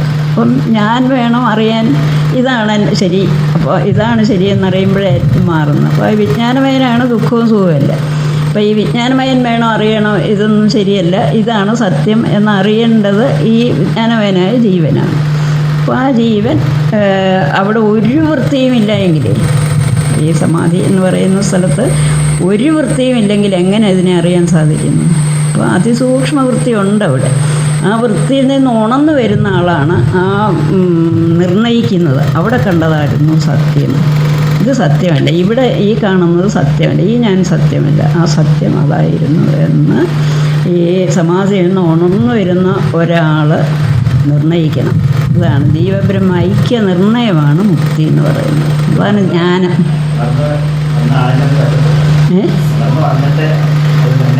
അത് പറ്റുള്ളൂ. സ്വാമിജി ഉദാഹരണം പറയായിരുന്നു. ഒരാളുടെ ഒരാഭരണം കാണാൻ പോയി, കഴിച്ചിപ്പോയി. അപ്പോൾ ഒരാളത് എടുക്കാൻ ചാടി. അപ്പോൾ ആഭരണം കൈ കിട്ടി. അവിടെ കിടന്ന് പറയാൻ പറ്റുമോ ഇതെൻ്റെ കൈ കിട്ടിയെന്ന്? പറയാൻ പറ്റത്തില്ലല്ലോ. പറയാൻ പറ്റുമോ? അത് പറയാൻ പറ്റത്തില്ല. അതുപോലെ അവിടെ ഇരിക്കുമ്പോൾ ഒന്നും പറയാൻ പറ്റത്തില്ല. അത് അങ്ങനെ അങ്ങ് ഇരിക്കാനേ പറ്റൂ. അദ്വൈത ഭാവത്തിലിരിക്കുക. അവിടെ നിന്ന് ഉണർന്നു വരുന്ന ആൾ ഞാൻ അങ്ങനെ ആയിരുന്നു ഇരുന്നത് എന്ന് ആ സംസ്കാര സജീവമായിട്ട് ഉണർന്നു വരും. ഇതൊക്കെ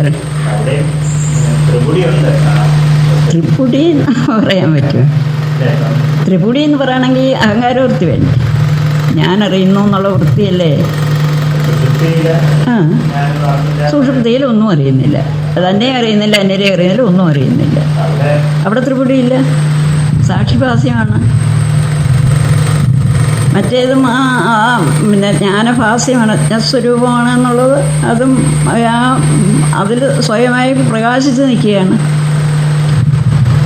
അതിനോട് ചേരുന്നു. അപ്പോൾ ഈ ആദിത്യ ജീവിത കുണ്ടി എന്ന് പറഞ്ഞാൽ അവിടോട്ട് അത് രണ്ടും കൂടെ ഒരു സമാനാധികരണത്തിൽ വരും.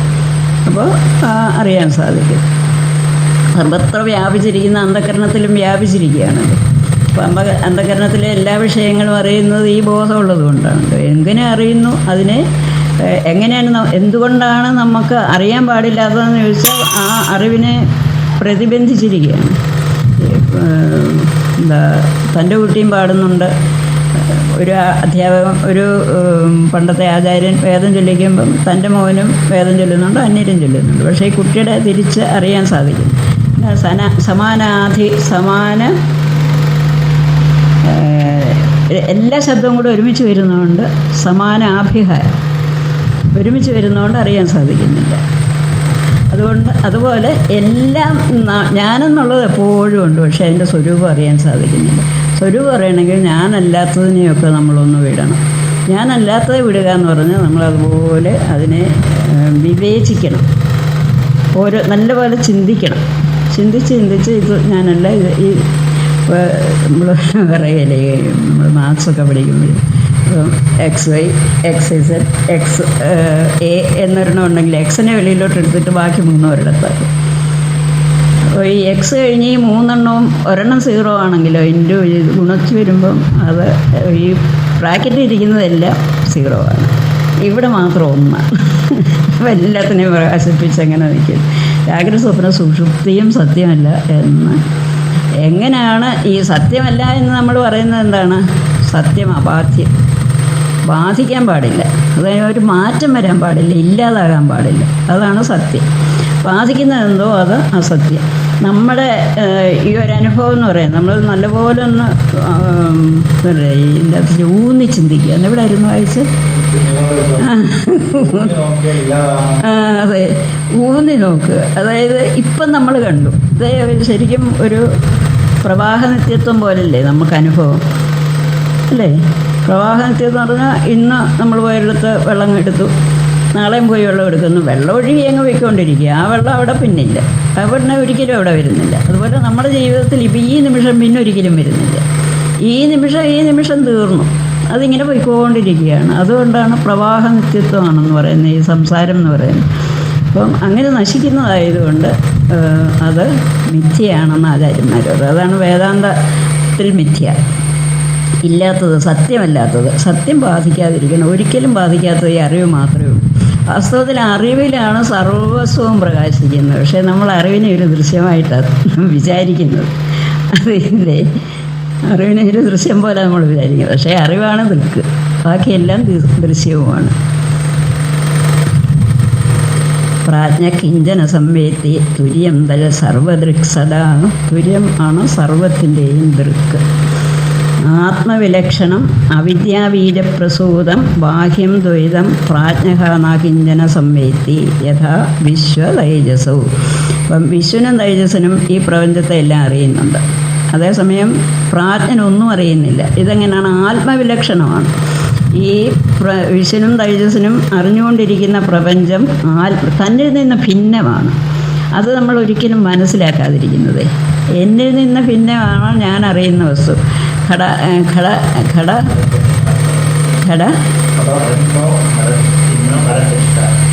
ഘടാൽ ഭിന്നോ ഘടാൽ ഭിന്നോ. ഘടദ്രഷ്ടാവെന്ന് പറയുന്നത് ഘടത്തിൽ നിന്ന് ഭിന്നമാണ്. ഒരു കുളത്തെ ഞാൻ കാണുന്നു, അല്ലെ ഈ പുസ്തകത്തെ ഞാൻ കാണുന്നു. ഈ പുസ്തകം എന്നിൽ നിന്ന് ഭിന്നമാണ്, രണ്ടും ഒന്നായിട്ടിരുന്ന് കാണാൻ പറ്റും. ഭിന്നമായതുകൊണ്ട് തന്നെയാണ് കാണുന്നത്. അപ്പോൾ എന്തെല്ലാം നമ്മൾ അറിയുന്നു അതെല്ലാം നമ്മിൽ നിന്ന് ഭിന്നമാണ്. എന്നിൽ നിന്ന് ഭിന്നമായതിനെ മാത്രമേ എനിക്കറിയാൻ സാധിക്കുകയുള്ളൂ. അപ്പം ഘടദ്രഷ്ടാവ് എങ്ങനെ ഘടത്തിൽ നിന്ന് ഭിന്നമായിരിക്കുന്നു, അതേപോലെ ഈ പ്രപഞ്ചത്തെ അറിയുന്ന ഞാൻ ഈ പ്രപഞ്ചത്തിൽ നിന്നും ഭിന്നമാണ് എന്ന് ഇത് നല്ലപോലെ ചിന്തിച്ചെങ്കിലേ മനസ്സിലാവുകയുള്ളൂ. അല്ലെങ്കിൽ നമുക്കിങ്ങനെ കയറി വരും, ഈ ദ്വൈതം കയറി വരും. അപ്പോൾ ഈ ദ്വൈതത്തിൽ നിന്ന് കയറി വരാതിരിക്കണമെങ്കിൽ നല്ലതുപോലെ പിന്നെ ആചാര്യസ്വാമികൾ പറഞ്ഞാൽ ഉപാസന എന്ന് പറയുന്നത് അത്യാവശ്യമാണ്. ഇത് മനസ്സിലാകണമെങ്കിൽ. കാരണം നമ്മുടെ മനസ്സ് വെളിയിലേക്ക് ഓടിക്കൊണ്ടിരിക്കുകയാണ്. അതിനെ ഒന്ന് പിടിച്ചു കൊണ്ടുവരാനുള്ള ഒരു മാർഗമാണ് ഉപാസന എന്ന് പറയുന്നത്. ഉപാസന നമ്മൾ ഒരേ വിഷയത്തിൽ നിർത്തുകയാണല്ലോ, ഒരേ ഒരു രൂപത്തിലോ നാമത്തിലോ എന്തിലേലും നമ്മൾ ഉറപ്പിച്ച് നിർത്തുക. അപ്പോൾ ഇങ്ങനെ ഓട്ടം കുറഞ്ഞിരിക്കും. ഓട്ടം കുറഞ്ഞ മനസ്സിനൊരു ഏകാഗ്രത ഉണ്ടാകും. അപ്പോഴാണ് ഇതൊക്കെ പറഞ്ഞാൽ മനസ്സിലാവുന്നത്. ആത്മവിലക്ഷണം അവിദ്യാബീജപ്രസൂതം ബാഹ്യം ദ്വൈതം പ്രാജ്ഞനാകിഞ്ചന സംവേത്തി യഥാ വിശ്വതൈജസു. തന്നിൽ നിന്ന് ഭിന്നമായിരിക്കുന്നതും അവിദ്യാബീജത്തിൽ നിന്നും ഉണ്ടായതുമായ ബാഹ്യമായ ദ്വൈത അനുഭവം ഈ പ്രാജ്ഞൻ ഉണ്ടാകുന്നില്ല. പ്രാജ്ഞന് ദ്വൈതമില്ല, ദ്വൈതം അറിയുന്നില്ല. തതഃ ചാസൗ തത്വാഗ്രഹണേന തമസ അന്യഥാഗ്രഹണ ബീജഭൂതേന ബദ്ധഃ ഭവതി. പക്ഷേ തത്വാഗ്രഹണേന തമസ, തത്വാഗ്രഹണം എന്നൊരു തമസുണ്ട് അവിടെ. തത്വത്തെ മനസ്സിലാക്കുന്നില്ല. തത്വാഗ്രഹണം അതെന്താണ്? അന്യഥാഗ്രഹണ ബീജഭൂതം. ഈ സ്വപ്നത്തിലും ജാഗ്രതത്തിലും അന്യഥാഗ്രഹണം ഉണ്ടാകുന്നതിന് ഒരു കാരണം ഈ തത്വാഗ്രഹണം എന്നുള്ളതാണ്. നമ്മളൊരു പാമ്പിനെ കണ്ടിട്ട് അല്ല, ഒരു പാമ്പ് കണ്ടു എന്ന് പറയുമ്പം അതൊരു കയറായിരുന്നു എന്നുള്ളത് എന്താണ്, കയറായിരുന്നു എന്നുള്ള തത്വം മനസ്സിലാക്കാത്തതുകൊണ്ടാണല്ലോ നമ്മളതിനെ പാമ്പായിട്ട് ഗ്രഹിച്ചത്. അപ്പോൾ പാമ്പായിട്ട് അങ്ങനെ തത്വാഗ്രഹണ രൂപമാണ് ഈ ജാഗ്രതത്തിലും സ്വപ്നത്തുമുള്ള അനുഭവത്തിന് കാരണം. തമസ അന്യഥാഗ്രഹണ ബീജഭൂതേന ബദ്ധഃ ഭവതി.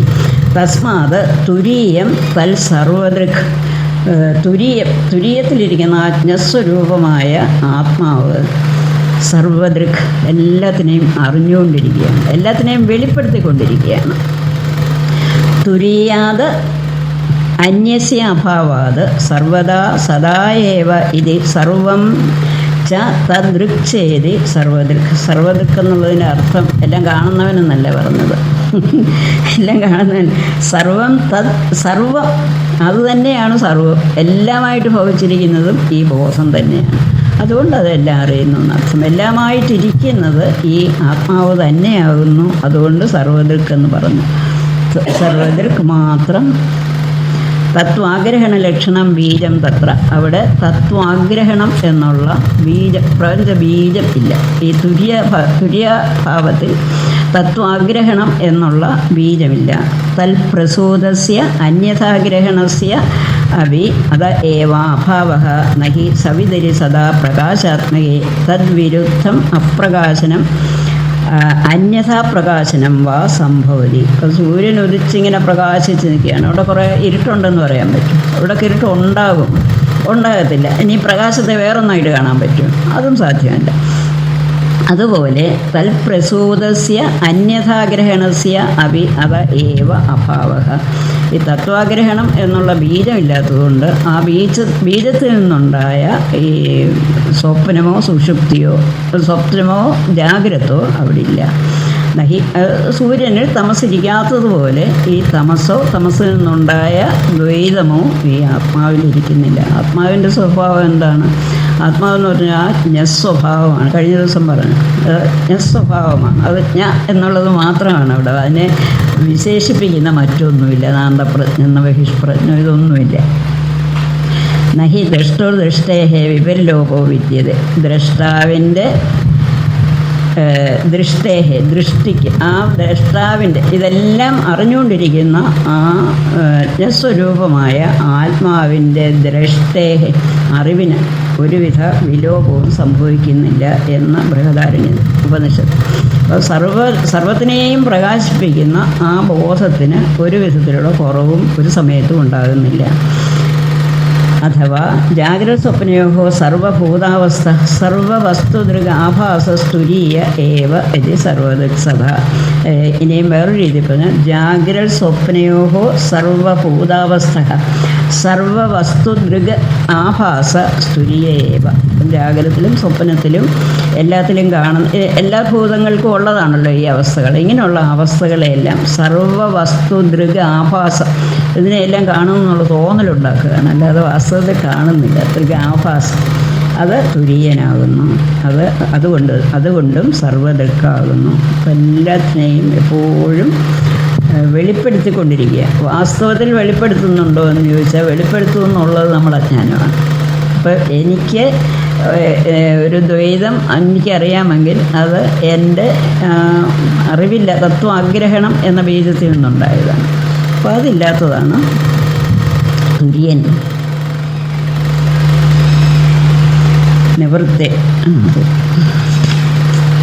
നാത്മാനം നപരാംശ്ചൈവ ന സത്യം ചാനർദം പ്രാജ്ഞ കിഞ്ചന സംവേത്തി തുര്യം ബൽ സർവദൃക്സദ ദ്വൈതസ്യാഗ്രഹണം തുല്യമുഭയോः പ്രാജ്ഞതുര്യോः ബീജനിദ്രായുധപ്രാജ്ഞ സാചതുര്യേന വിദ്യതേ. ദ്വൈതസ്യ അഗ്രഹണം തുല്യം ഉഭയോः പ്രാജ്ഞതുര്യോः, പ്രാജ്ഞനും തുര്യനും ഇത് രണ്ടിനും ദ്വൈതസ്യ അഗ്രഹണം തുല്യം. ദ്വൈതത്തെ ഗ്രഹിക്കുന്നില്ല എന്നുള്ളത് ഒരുപോലെയാണ്. ഉറങ്ങിക്കിടക്കുന്ന ആളും ദ്വൈതത്തെ അറിയുന്നില്ല, ആ കേവല ബോധവും ദ്വൈതത്തെ അറിയുന്നില്ല. ബീജനിദ്ര പിന്നെന്താണ് വ്യത്യാസം? ഈ പ്രാജ്ഞനും തുര്യനും തമ്മിലുള്ള വ്യത്യാസം എന്താണെന്നാൽ ബീജനിദ്രായുധ പ്രാജ്ഞ, ഈ ഉറങ്ങിക്കിടക്കുന്ന ആ ജീവന് ബീജനിദ്രായുധ, എല്ലാ പ്രപഞ്ചത്തിൻ്റെ ബീജമായിരിക്കുന്ന ആ കാരണ സ്വരൂപത്തിലിരിക്കുമ്പോഴാണ് എല്ലാം അതിൻ്റെ കാരണസ്വരൂപത്തിലിരിക്കുമ്പോഴാണ്, അല്ലെ ബീജസ്വരൂപത്തിലിരിക്കുമ്പോഴാണ് നിദ്ര എന്ന് പറയുന്നത്. അപ്പോൾ നമുക്ക് ഇപ്പോൾ ഉള്ളതെല്ലാം ഞാൻ ഉറങ്ങുമ്പോൾ ഒന്നും അറിയുന്നില്ല, പക്ഷേ ഇതെല്ലാം ഉണർന്നു വരുമ്പം കാണുന്നുണ്ട്. എന്തുകൊണ്ടാണെന്ന് വെച്ചാൽ ഇതെല്ലാം ബീജരൂപത്തിൽ നമ്മളിരിക്കുകയാണ്. അപ്പം ഉറക്കത്തിൽ ബീജരൂപത്തിൽ തന്നെ ഇരിക്കുന്നു, അപ്പോൾ ഒന്നും അറിയുന്നില്ല. ഉണർന്നു വരുമ്പോൾ എല്ലാം കാര്യപ്പെടുന്നു, അപ്പോൾ എല്ലാം അറിയാൻ സാധിക്കും. ദ്വൈതസ്യ അഗ്രഹണം തുല്യം, ഈ പ്രാജ്ഞനും തുര്യനും ദ്വൈതസ്യ അഗ്രഹണം, ദ്വൈതത്തെ അറിയാൻ സാധിക്കുന്നില്ല. എന്നാൽ ഇവ തമ്മിൽ എന്താ വ്യത്യാസം? ബീജനിദ്രായുധ പ്രാജ്ഞന് ബീജം എന്നുള്ളതുണ്ട് അവിടെ. ആ ബീജത്തെ ആശ്രയിച്ചിരിക്കുമ്പോഴാണ് ബീജനിദ്ര. ഇപ്പം ബീജനിദ്രയുണ്ട്, എല്ലാം ആ പ്രാജ്ഞനിൽ ബീജഭാവത്തിലിരിക്കുന്നു. പ്രാജ്ഞ സാചതുര്യേന വിദ്യത. എന്നാൽ ഈ ബീജനിദ്ര എന്ന് പറയുന്നത്, ആ ബീജമായിരിക്കുന്ന ഈ പ്രപഞ്ച ബീജം എന്ന് പറയുന്നത് തുര്യേന വിദ്യത, തുര്യനിലില്ല. നാലാം ഭാവവും മൂന്നാം ഭാവവും തമ്മിലുള്ള വ്യത്യാസം രണ്ടിടത്തും ദ്വൈതത്തിൻ്റെ അഗ്രഹണം, ദ്വൈതം അറിയുന്നില്ലെങ്കിലും ഈ നിദ്രയിലിരിക്കുന്ന ഒരാൾ ഉണർന്നു വരും. എനിക്ക് അപ്പോൾ ദ്വൈതമുണ്ട്, കാരണം ബീജഭാവത്തിൽ ഉറങ്ങിയിരുന്നപ്പോൾ ഉണ്ടായിരുന്നു. അതേസമയം ഉണർന്നു വരുന്ന ഈ തുര്യനിൽ, അതൊരു സമാധി കഴിഞ്ഞ് ഉണർന്നു വരുന്ന ആളിന് ഞാൻ അവിടെ കണ്ടത് തന്നെയാണല്ലോ, അപ്പം ഞാനെന്നുള്ള അനുഭവം അവിടെ ഉണ്ടായിരുന്ന അത് തന്നെയാണല്ലോ എന്നുള്ളൊരു പ്രത്യഭിജ്ഞ ഉണ്ടാകും. അപ്പോൾ ഇത് ശരിയല്ല, ഇത് മിഥ്യയാണ്. മിഥ്യ എന്ന് പറഞ്ഞാൽ അതേ ഇല്ലാത്തതെന്നല്ല അർത്ഥം. മിഥ്യ എന്ന് പറഞ്ഞാൽ ഉണ്ടെങ്കിലും സത്യമല്ല എന്നറിയുന്നതാണ്. അപ്പം ഇത് കാണുന്നുണ്ട്, പക്ഷേ സത്യമല്ല. അങ്ങനെ അപരോക്ഷമായിട്ട് നിർണയിച്ചെങ്കിലേ അനുഭവം ഉണ്ടാവുള്ളൂ, അല്ലാതെ വെറുതെ നമ്മൾ പറഞ്ഞാലാകത്തില്ല. ഇപ്പം നമുക്കും പറയാം ഇതൊക്കെ ഇങ്ങനെയാണല്ലോ, ഒന്നുമില്ല. കാണുന്നുണ്ടെങ്കിൽ അത് സത്യമല്ല, അല്ലേ? അല്ലേ, പാമ്പിനെ കാണുന്നുണ്ട്, പക്ഷേ പാമ്പ് സത്യമല്ല, അതുകൊണ്ട് മിഥ്യയാണെന്ന് പറയുന്നു. നിമിത്താന്തരപ്രാപ്ത ആശങ്ക നിവൃത്യർത്ഥോ അയം ശ്ലോകഃ കഥം ദ്വൈതാഗ്രഹണസ്യ തുല്യത്വാത് കാരണബദ്ധത്വം പ്രാജ്ഞസ്യ ഏവ ന തുരീയസ്യ ഇതി പ്രാപ്ത ആശങ്ക നിവർത്യതേ. ഒരാശങ്ക വന്ന ഒരാൾക്ക്, അതായത് ദ്വൈതത്തിലും ഉറക്കത്തിലും ഒരു ദ്വൈതാനുഭവമില്ല, സമാധിയിലും ഒരു ദ്വൈതാനുഭവമില്ല. ഇത് അപ്പോൾ പിന്നെ ഇത് തമ്മിൽ എന്താ വ്യത്യാസം? രണ്ടിലും ദ്വൈത അനുഭവമില്ലല്ലോ. അങ്ങനെയാണെങ്കിൽ വ്യത്യാസം എന്താണ്? യസ്മാത് ബീജനിദ്രായുധ തത്വാപ്രതിബോധോ നിദ്ര. നിദ്ര എന്ന് പറയുന്നത് എന്താണ്? തത്വാപ്രതിബോധം, തത്വത്തെ അറിയുന്നില്ല, അതാണ് നിദ്ര എന്ന് പറയുന്നത്. സൈവ ച വിശേഷ പ്രതിബോധ പ്രസവസ്യ ബീജം.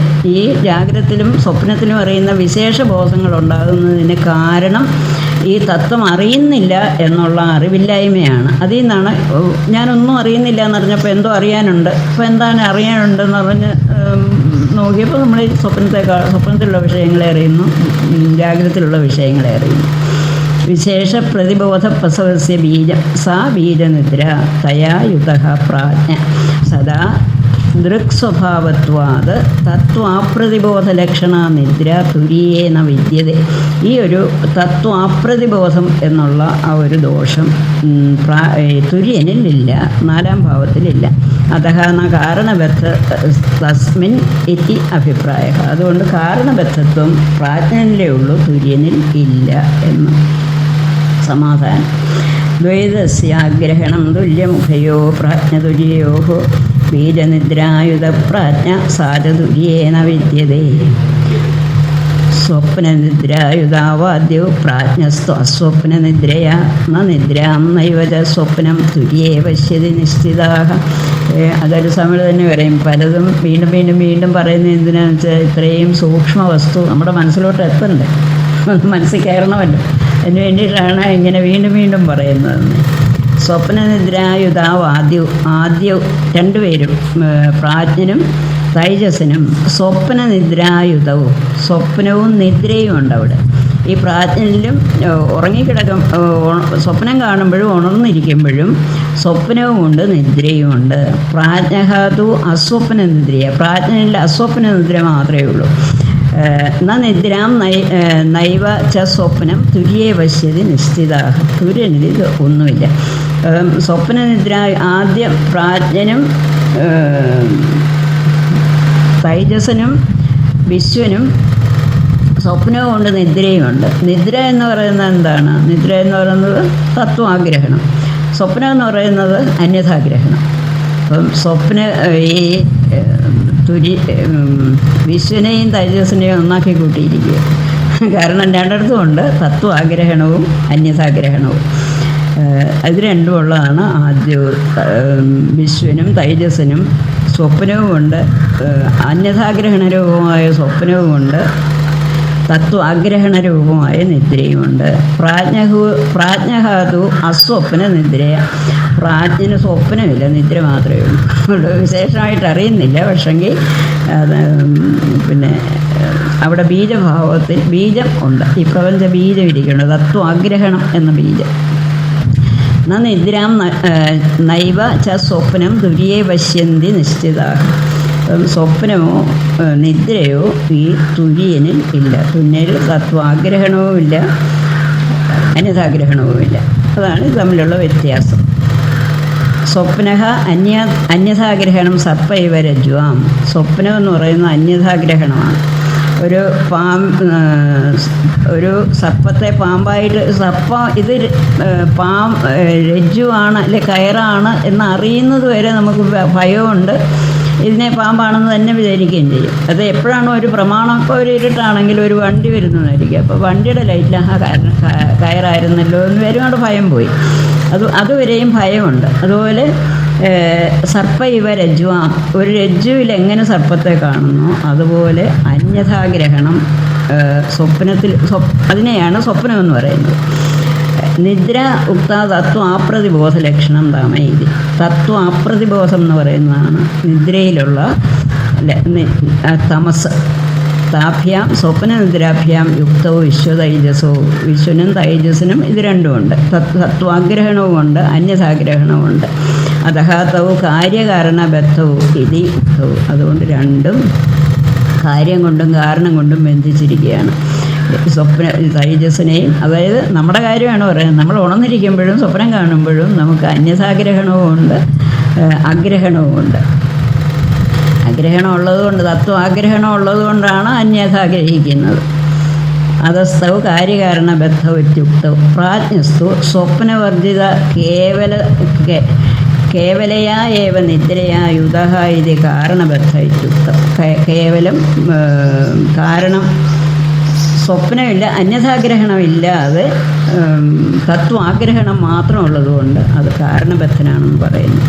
ന ഉഭയം പശ്യന്തി തുര്യേ. രണ്ടും തുര്യനിൽ കാണുന്നില്ല. നിശ്ചിത ബ്രഹ്മവിദ വിരുദ്ധത്വാത് സവിതരി തമ. ഈ സൂര്യനിൽ തമസിനെ കാണത്തില്ലല്ലോ ഒരിക്കലും എന്ന് പറഞ്ഞ പോലെ ഈ 4-ാം ഭാവത്തിൽ ഒരിക്കലും തത്വാഗ്രഹണമോ അന്യഥാഗ്രഹണമോ ഉണ്ടാകുന്നില്ല. ദഹന കാര്യകാരണബദ്ധ ഇതി ഉക്ത സ്തുരീയ. സ്വപ്നനിദ്രായുധാവാദ്യ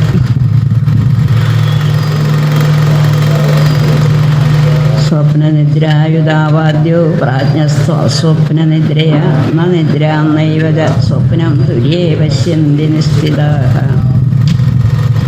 അന്യഥാ ഗൃഹ്ണത സ്വപ്നോ നിദ്രാതത്വമജാനത വിപര്യാസേതയോ ക്ഷീണേ തുരീയം പദമശ്നുതേ.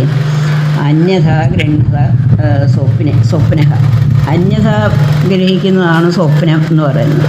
നിദ്രാതത്വം അജാനത, നിദ്ര എന്ന് പറയുന്നത് തത്വം അറിയാഴികയാണ്. വിപര്യാസേത് അയോക്ഷീണെ, രണ്ടും ഇല്ലാതാകുകയാണെങ്കിൽ ഈ നമ്മൾ ബോധത്തിന് തടസ്സമായിരിക്കുന്ന ഈ രണ്ടും തത്വാഗ്രഹണവും അന്യഥാഗ്രഹണവും ഇല്ലാതാകുകയാണെങ്കിൽ തുരീയം പദമശ്നുത, നമ്മൾ ആ തുര്യഭാവത്തിലെത്തും. നമ്മൾ അന്യഥാഗ്രഹണം ഇല്ലാതാവണം, ഈ തത്വാഗ്രഹണവും ഇല്ലാതാകണം. അത് തത്വം മനസ്സിലാകുന്നില്ല. അപ്പോൾ തത്വം മനസ്സിലാകാൻ എന്താണ് ചെയ്യേണ്ടത്? തത്വം മനസ്സിലാകുമ്പോൾ അന്യഥാഗ്രഹണം ഇല്ലാതാകും. അപ്പോൾ കയറിനെ അറിയുമ്പോഴാണല്ലോ പാമ്പില്ലാതാകുന്നത്. അതുപോലെ തത്വം മനസ്സിലാകുമ്പോൾ ഈ അന്യഥാഗ്രഹണം ഇല്ലാതാകും. തത്വം മനസ്സിലാകണമെങ്കിൽ എന്ത് ചെയ്യണം? നമ്മൾ നല്ലതുപോലെ വിവേചിക്കണം. ഈ മൂന്ന് അവസ്ഥകളെയും നല്ലപോലെ വിവേചിച്ച് ആ മൂന്ന് അവസ്ഥകളെയും അറിഞ്ഞത് ഞാനാണെന്ന് നമുക്ക് അനുഭവമുണ്ട്. അപ്പോൾ ആ എൻ്റെ സ്വഭാവം, എൻ്റെ സ്വരൂപം എന്താണെന്ന് നല്ലപോലെ ചിന്തിക്കണം. നല്ല വിവേചനം കൊണ്ടും, വിവേചനം എന്ന് പറഞ്ഞാൽ നല്ലപോലെ എന്തിച്ചൊന്നിനെ കളയുക, അതെല്ലാം തീരുമാനിച്ച് ആ മൂന്ന് ഭാവത്തിലും തുടർന്ന് നിന്ന ആ ഞാൻ, എൻ്റെ സ്വരൂപം എന്താണ് എന്നിങ്ങനെ നല്ലപോലെ ചിന്തിച്ച് ഈ മൂന്നെണ്ണവും പോയി കഴിയുമ്പോഴേ പിന്നെ ആത്മാവ് മാത്രമല്ലല്ലോ, അവിടെ പ്രകാശിച്ച ചൈതന്യം ഞാനാണ് എന്ന് നിർണ്ണയിക്കണം. അപ്പോഴാണ് അന്യഥാഗ്രഹണം ഇല്ലാതാകുന്നത്. അന്യഥാഗ്രഹണത സ്വപ്നം നിദ്ര തത്വമജാനത വിപര്യാസേതയോ, ഈ വിപരീതമായ ആത്മാബോധത്തിന് വിപരീതമായി നിൽക്കുന്ന ഇത് രണ്ടും ഇല്ലാതാകുകയാണെങ്കിൽ തുര്യമായ പദത്തിൽ ആത്മബോധത്തിലെത്തും. അപ്പം ഈ സ്വപ്നം എന്ന് പറഞ്ഞാൽ രണ്ടുപേരെ ഒരു ഇതിൽപ്പെടുത്തിയിരിക്കുകയാണ്, വിശ്വനെയും തൈജസ്സിനെയും. കാരണം രണ്ടിടത്തും തത്വാഗ്രഹണവും ഉണ്ട്, അന്യഥാഗ്രഹണവുമുണ്ട്.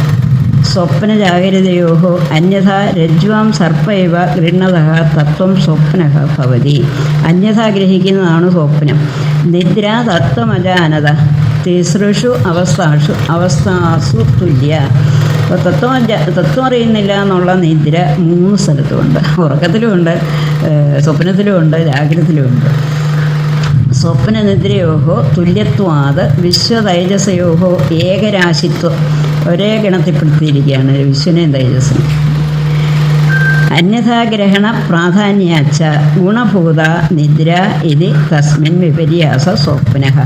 അപ്പം ഗുണഭൂത നിദ്ര ഇതി തസ്മിൻ വിപര്യാസ സ്വപ്നഃ. തൃതീയേതു സ്ഥാനെ തത്വാജ്ഞാനലക്ഷണ നിദ്ര ഏവ കേവല വിപര്യാസഃ. ഒരിടത്ത് തത്വാഗ്രഹണവും അന്യഥാഗ്രഹണവും വിപരീതമായിട്ട് നിൽക്കുകയാണ് ആ ബോധം ഉണ്ടാകുന്നതിന്.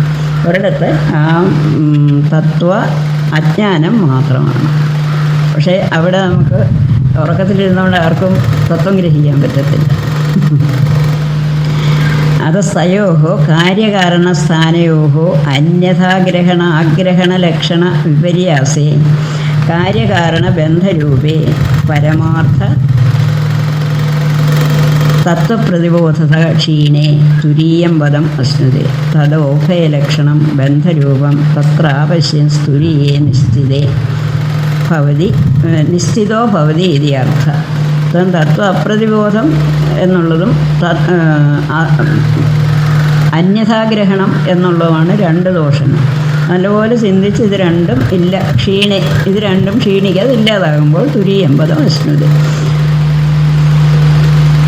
അപ്പോൾ തുരീയത്തിൽ തത്വ അഗ്രഹണവുമില്ല, അന്യഥാഗ്രഹണവുമില്ല. തുരീയഭാവത്തിൽ അന്യഥാഗ്രഹണത സ്വപ്നോ നിദ്രാതത്വമജാനത വിപര്യാസേതയോ ക്ഷീണേ തുരീയം പദമശ്നുതേ. അനാദിമായ സുപ്തോ യഥാ ജീവപ്രബുദ്ധ്യതേ അജമനിദ്രമസ്വപ്നം അദ്വൈതം ബുദ്ധ്യതേ തഥാ. അനാദി എന്തുകൊണ്ട് നമ്മളിങ്ങനെ അന്യഥാഗ്രഹണമോ അഗ്രഹണമോ ഉണ്ടാകുമെന്ന് വെച്ചാൽ അനാദിമായ, അനാദി എന്ന് പറഞ്ഞാൽ ആദ്യം അറിയാൻ പാടില്ലാത്തത്, ആദ്യം നിശ്ചയിക്കാൻ പറ്റുന്നില്ല. അപ്പോൾ ആദ്യം ഉണ്ടെന്ന് പറഞ്ഞപ്പോൾ അത് ഉണ്ടായി എന്ന് പറഞ്ഞില്ലേ. ആദ്യം ഇല്ല എന്ന് പറഞ്ഞാൽ ഇന്നപ്പോൾ ഇത് തുടങ്ങിയെന്ന് പറഞ്ഞാലും അത് ഉണ്ടെന്ന് നമ്മൾ അംഗീകരിക്കും. ഇപ്പോൾ ശാസ്ത്രം അത് അംഗീകരിക്കുന്നില്ല. അതിനെ അംഗീകരിക്കുക ചെയ്യാത്തതുകൊണ്ടാണ് അനാദിയാക്കി വെച്ചിരിക്കുന്നത്. അനാദി എന്ന് പറഞ്ഞാൽ ആദി അറിയാം, നമുക്ക് ആദി പറയാം, ബുദ്ധിക്ക് ചെല്ലുന്നില്ല ആദി. അനാദിമായ സുപ്തോ ഈ അനാദിമായയിൽ സുപ്തനായിരിക്കുന്ന ജീവൻ, സുപ്തനായിരിക്കുക, ആഗ്രഹണം ഉണ്ടായിരിക്കുക, തത്വത്തെ അറിയാതിരിക്കുന്ന ആ ജീവൻ എപ്പോഴാണോ തത്വത്തെ അറിയുന്നത്, പ്രബുദ്ധ്യതേ അജം അനിദ്രം അസ്വപ്നം അദ്വൈതം ബുദ്ധ്യതേ തഥാ. അങ്ങനെ ആ അന്യഥാഗ്രഹണവും അഗ്രഹണം, എല്ലാത്തിനും കാരണമായ അഗ്രഹണം ഇല്ലാതിരിക്കുമ്പോൾ അജം അനിദ്രം അസ്വപ്നം അദ്വൈതം, ആ തുര്യഭാവം എന്ന് പറയുന്നത് അജം, ഒരിക്കലും ഉണ്ടായതല്ല, അത് എപ്പോഴും ഉള്ളതാണ്, അതിനെ ഉണ്ടാക്കിയതല്ല. അപ്പം എപ്പോഴും ഉള്ളതും അനിദ്രം, ഒരിക്കലും നിദ്രയില്ല അവിടെ. നിദ്ര എന്ന് പറഞ്ഞാൽ തത്വാഗ്രഹണം എന്ന് പറയുന്നത്. അപ്പോൾ തത്വാഗ്രഹണം എന്ന് പറയുന്ന നിദ്ര ആ 4-ാം ഭാവത്തിലില്ല. അസ്വപ്നം, അതുപോലെ സ്വപ്നവുമില്ല, അതും തത്വാഗ്രഹണവും അന്യഥാഗ്രഹണവും ഉണ്ട്, ഇത് രണ്ടും ഇല്ല. അങ്ങനെയുള്ള ആ അദ്വൈതമായ പദത്തെ ബോധിക്കുന്നു. അപ്പം ഈ മായ നമുക്കിപ്പം അറിയാൻ എന്തുകൊണ്ട് അറിയാൻ പാടില്ല എന്ന് നമുക്കൊരു കാരണം പറയാൻ പറ്റുന്നില്ല. എന്തുകൊണ്ട് ഞാൻ ഇങ്ങനെയൊക്കെ അറിയുന്നു, എന്തുകൊണ്ട് ശരിയായ തത്വം എനിക്ക് മനസ്സിലാകുന്നില്ല എന്ന് ഒരു കാരണം പറയാൻ പാടില്ലാത്തതുകൊണ്ടാണ് അത് മായ എന്ന് പറഞ്ഞിരിക്കുന്നത്. അത് അനാദിയാണ്. എപ്പോഴാണ് നമ്മളെ അത് ബാധിച്ചിരിക്കുന്നതെന്നും നമുക്കറിഞ്ഞൂടാ. ഇപ്പോഴെന്തായാലും ഇതൊക്കെയാണ് സത്യം. ഇപ്പം അങ്ങനെയുള്ള മായ, അത് ആ മായ കൊണ്ട് തത്വം ഗ്രഹിക്കാതിരിക്കുന്ന ആൾ എപ്പോഴാണോ ആ തത്വത്തെ ബോധിക്കുന്നത്, പ്രബുദ്ധ്യത എപ്പോഴാണോ ബോധിക്കുന്നത്, അപ്പോൾ ആ യഥാർത്ഥ സ്വരൂപം അജം അനിദ്രം അസ്വപ്നം അദ്വൈതം ആണെന്ന് ബുദ്ധ്യതയെ ബോധിക്കുന്നു. ആ സമയം ഈ മായ കൊണ്ടുറങ്ങിയ ആൾ, തത്വം അറിയാൻ വയ്യാത്ത ആൾ എപ്പോഴാണോ തത്വത്തെ ഗ്രഹിക്കുന്നത്, അങ്ങനെ ഗ്രഹിക്കുമ്പോൾ എന്താണ് യാഥാർത്ഥം, യഥാർത്ഥം എന്താണ്, അജം അനിദ്രം അസ്വപ്നം അദ്വൈതം, ആ ഒരു സ്വരൂപത്തെ അറിയാൻ സാധിക്കുന്നു. യോയം സംസാരീ ജീവ സ ഉഭയലക്ഷണേന തത്വാപ്രതിബോധരൂപേണ ബീജാത്മന അന്യഥാഗ്രഹണലക്ഷണേന ച അനാദികാല പ്രവൃത്തേന മായാലക്ഷണേന സ്വപ്നേന മമായം പിതാ പുത്രോയം നപ്ത ക്ഷേത്രം പശോ അഹം യേഷാം സ്വാമി സുഖീ ദുഃഖീ ക്ഷയിതഃ അഹം അനേന വർദ്ധിതഃ ച അനേന ഇത്യവം പ്രകാരാൻ സ്വപ്നാൻ സ്ഥാനദ്വയേവി പശ്യൻ സുപ്തഃ. വാസ്തവത്തിൽ സ്ഥാനദ്വയേവി ജാഗ്രതത്തിലും സ്വപ്നത്തിലും ഈ രണ്ടിലും ഉറങ്ങിക്കൊണ്ടായിരിക്കുന്നു. രണ്ട് സ്വപ്നം ജാഗ്രത എന്നൊക്കെ നമ്മൾ പറയുന്നതിലും വാസ്തവത്തിൽ അവിടെ ഉറങ്ങുകയാണ്. എന്തുകൊണ്ടാണ്? തത്വ ആഗ്രഹണമുണ്ട് അവിടെ. സംസാരി ജീവ, ഇങ്ങനെ സംസാരം എന്ന് പറഞ്ഞാൽ എന്താ? സംസാരിക്കുക എന്ന് പറഞ്ഞാൽ എഴുതുക, ഇങ്ങനെ നമ്മളിങ്ങനെ പോയിക്കൊണ്ടിരിക്കുകയാണ് നമ്മുടെ അനുഭവങ്ങൾ. ഈ ജീവൻ ഉഭയലക്ഷണേന തത്വ ആപ്രതിബോധരൂപേണ ബീജാത്മന അന്യഥാഗ്രഹണ ലക്ഷണേന ച ഉഭയലക്ഷണേന, 2 ലക്ഷണങ്ങൾ കൊണ്ടും. 2 ലക്ഷണം ഏതാ? തത്വാപ്രതിബോധം, തത്വാപ്രതിബോധം, അന്യഥാഗ്രഹണം, അന്യതാബോധം. ഇങ്ങനെ ബീജാത്മന അന്യഥാഗ്രഹണ ലക്ഷണേന, ഇതിൻ്റെ ബീജം എന്ന് പറയുന്നത് അന്യഥാഗ്രഹണമാണ്. അന്യഥാഗ്രഹണമായ ബീജം അനാദികാല പ്രവർത്തന, അത് എന്നാ ഉണ്ടായെന്നറിയാം, അതും അനാദിയാണ്. ഈ മായ എന്നുണ്ടായതെന്നൊന്നും അറിയുന്നില്ല. അനാദികാല പ്രവർത്തേന മായാലക്ഷണേന സ്വപ്നേന, ഇത് മായാലക്ഷണം അന്യത ഗ്രഹിച്ചിട്ട് തത്വം ആഗ്രഹം കൊണ്ട് ശരിയായ ബോധമില്ലാത്തതുകൊണ്ട് നമ്മൾ എന്തെങ്കിലും ബോധിക്കുന്നു. അത് മായാലക്ഷണേന സ്വപ്നേന അതുകൊണ്ട് എന്താണ് ഈ മായാലക്ഷണം? പിന്നെ അന്യഥാഗ്രഹണം ഉള്ളത് കൊണ്ട് എന്താണ് പറ്റുന്നത്? ഇതെൻ്റെ പുത്രനാണ്, ഇതെൻ്റെ സ്വത്തുക്കളാണ്, ഇതിൻ്റെ എല്ലാം ഉടമസ്ഥൻ ഞാനാണ്, എനിക്കിത് ഒക്കെ ഉണ്ടെങ്കിൽ നല്ലപോലെ സുഖം ഉണ്ടാകും, ഞാൻ വലിയ നല്ല ഒരു എന്താ വർദ്ധിത, ഇതുകൊണ്ടൊക്കെ ഞാൻ വളരെ സമൃദ്ധിയുള്ള ആളാണ്, ഇതൊക്കെ നശിച്ചു പോയാൽ എനിക്ക് വലിയ ദുഃഖമാണ് എന്നൊക്കെ വിചാരിച്ചിരുന്ന് ദുഃഖിക്കും. സ്ഥാനദ്വയേവി പശ്യൻ സുപ്തഃ, ഇയാൾ ഉറങ്ങിക്കൊണ്ട് ഇതെല്ലാം അറിയുകയാണ്. അത് തത്വാഗ്രഹണമുള്ളത് കൊണ്ട് ഇതെല്ലാം ഇങ്ങനെയൊക്കെയാണെന്ന് അറിയുകയാണ്. യഥാ വേദാന്താർത്ഥ തത്വാഭിജ്ഞേന പരമകാരുണികേന ഗുരുണ നാസ്യേവം ത്വം ഹേതുഫലാത്മക.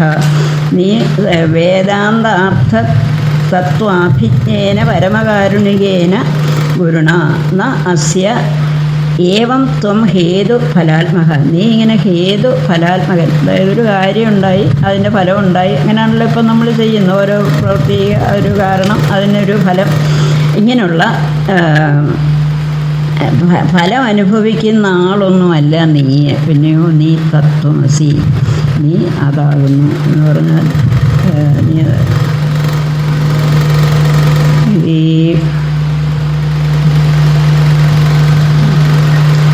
ഗായത്രി ചൊല്ലുമ്പോഴേ ഒരെണ്ണം കൂടെ ഉള്ളു. ഗായത്രി ചൊല്ലുമ്പോൾ നമ്മളൊരു സവിതുർ വരേണ്യ ഭർഗഃ തൽസവിതു സവിതാവ്. സവിതാവെന്ന് പറഞ്ഞാൽ പ്രസവിക്കുക എന്നർത്ഥം. സവിതാവെന്ന പ്രസവിക്കുന്നത്, അതായത് പ്രപഞ്ചത്തെ സൃഷ്ടിക്കുന്നത്. സൃഷ്ടിച്ച ആൾ തന്നെ രക്ഷിക്കുന്നു, സംഹരിക്കുന്നു. ഇപ്പം പ്രപഞ്ചത്തെ സൃഷ്ടിച്ച് രക്ഷിച്ച് സംഹരിക്കുന്ന ആളാണ് സവിതാവ്. ആ തൽസവിതുർ ആ സവിതാവിൻ്റെ വരേണ്യം, ഏറ്റവും ശ്രേഷ്ഠമായിരിക്കുന്ന വിഷയസ്പർശമില്ലാത്ത തൽസവിതുർ വരേണ്യം ഭർഗഃ, അങ്ങനെയുള്ള ആ ചൈതന്യം, വിഷയസ്പർശമില്ലാത്ത അജ്ഞസ്വരൂപമായിരിക്കുന്ന ആ ചൈതന്യം, ഒരു വിഷയമില്ല, നിർവിഷയമായിരിക്കുന്ന ആ ചൈതന്യം. ഭർഗോ ദേവസ്യ ധീമഹി, ആ ഭർഗസിനെ, ആ ചൈതന്യത്തെ ഞാൻ ധ്യാനിക്കുന്നു. എങ്ങനെ ധ്യാനിക്കുന്നു? ധീമഹി എന്ന് പറഞ്ഞാൽ ഞാൻ ധ്യാനിക്കും. എങ്ങനെ ധ്യാനിക്കുന്നു? എൻ്റെ സ്വരൂപത്തിൽ ധ്യാനിക്കുന്നു. അതായത് ഞാനെന്നുള്ള നമ്മുടെ അനുഭവം. വാസ്തവത്തിൽ ഞാൻ എന്ന് പറയുമ്പോൾ നമ്മളിപ്പോൾ ഈ ഒരു ഇതിനെയാണ് കാണുന്നത്, ഈ നശ്വരമായ ഇതിനെയാണ്. ആ ഞാൻ എന്നുള്ളത് വാസ്തവത്തിൽ ഈ നമ്മൾ ആദ്യം പറഞ്ഞല്ലോ പ്രജ്ഞാനാംശുക്കളാണ്. പ്രജ്ഞാനം വേറെയാണ്. ഇത് അന്ധകരണത്തിൽ കൂടി വരുമ്പോഴാണ് ഞാൻ എന്നുള്ളൊരു ബോധം ഉണ്ടാകുന്നത്. അല്ലെങ്കിൽ നമുക്ക് ഞാനെന്നൊരു ബോധം എന്ന് പറയുന്നൊരു വികല്പമില്ല. ഞാനെന്നൊരു ബോധം, ഞാനാണ്. അതൊരു ആ വൃത്തി എന്ന് പറയുന്നത് അതിൻ്റെ ലക്ഷ്യം ഈ ചൈതന്യമാകുന്നു. ഭർഗോ ദേവസ്യ ധീമഹി, ദേവൻ എന്ന് പറഞ്ഞാൽ പ്രകാശസ്വരൂപനെ, ആ ദേവൻ്റെ പ്രജ്ഞാനാംശുക്കളാണ് ഞാനെന്നുള്ള രീതിയിൽ ഉള്ള നമ്മുടെ അനുഭവത്തിൽ വരുന്നത്. അതിൻ്റെ ലക്ഷ്യം ഈ അതിൻ്റെ ലക്ഷ്യം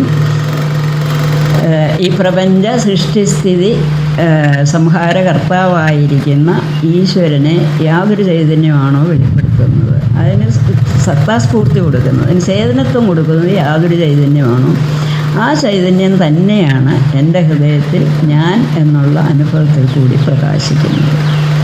അതാണ് തത്വമസി എന്ന് പറയുന്നത്. യാതൊരു ചൈതന്യമാണോ പ്രപഞ്ചത്തെ സൃഷ്ടിച്ച് രക്ഷിച്ച് സംഹരിച്ചുകൊണ്ടിരിക്കുന്നത്. അതൊരു ഉപാധി.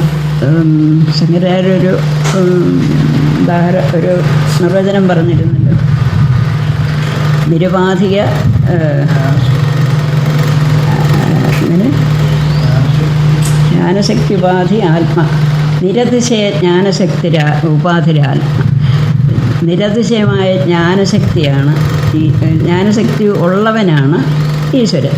അപ്പം നിരുപാധികമായ ജ്ഞാനശക്തി എന്ന് പറയുമ്പോഴേ ജ്ഞാനമല്ലല്ലോ, വെറും ജ്ഞാനമല്ലല്ലോ, അപ്പോൾ ആ ജ്ഞസ്വരൂപമല്ല. അപ്പോൾ ഈ ജ്ഞാനശക്തിയാകുന്ന എല്ലാം അറിയാനും ചെയ്യാനും ഒക്കെയുള്ള ഒരു ശക്തി, ആ ശക്തിയോടുകൂടിയ ചൈതന്യമാണ് ഈശ്വരൻ. ജീവൻ എന്തോ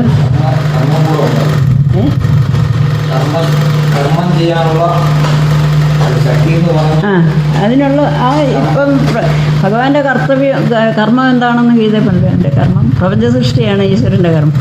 അത് നടത്തണമെങ്കിൽ എന്താണ് കണ്ടെത്തേണ്ടത്, എങ്ങനെയാണ് നടത്തേണ്ടത് അറിയണ്ടേ. അപ്പോൾ ആ നിരതിശയമായ ബോധം അത് ഉള്ള ഈ ബോധമുള്ള ജ്ഞാനശക്തിയുള്ള ആളാണ് ഈശ്വരൻ. മറ്റടുത്ത് ജ്ഞാനശക്തിയല്ല, ജ്ഞസ്വരൂപമാണ്. 4ാം ഭാവം എന്ന് പറയും. അവിദ്യോപഹിത ചൈതന്യം ജീവൻ. അപ്പോൾ ഒന്നിൻ്റെ ഈ ഉപാധി വ്യത്യാസമേ ഉള്ളൂ. നമ്മളിപ്പോൾ ഇവിടെ ഒരു ശബ്ദം കേൾക്കുന്നു, അവിടെ ഒരു വെട്ടം കാണുന്നു. രണ്ടും ഒരേ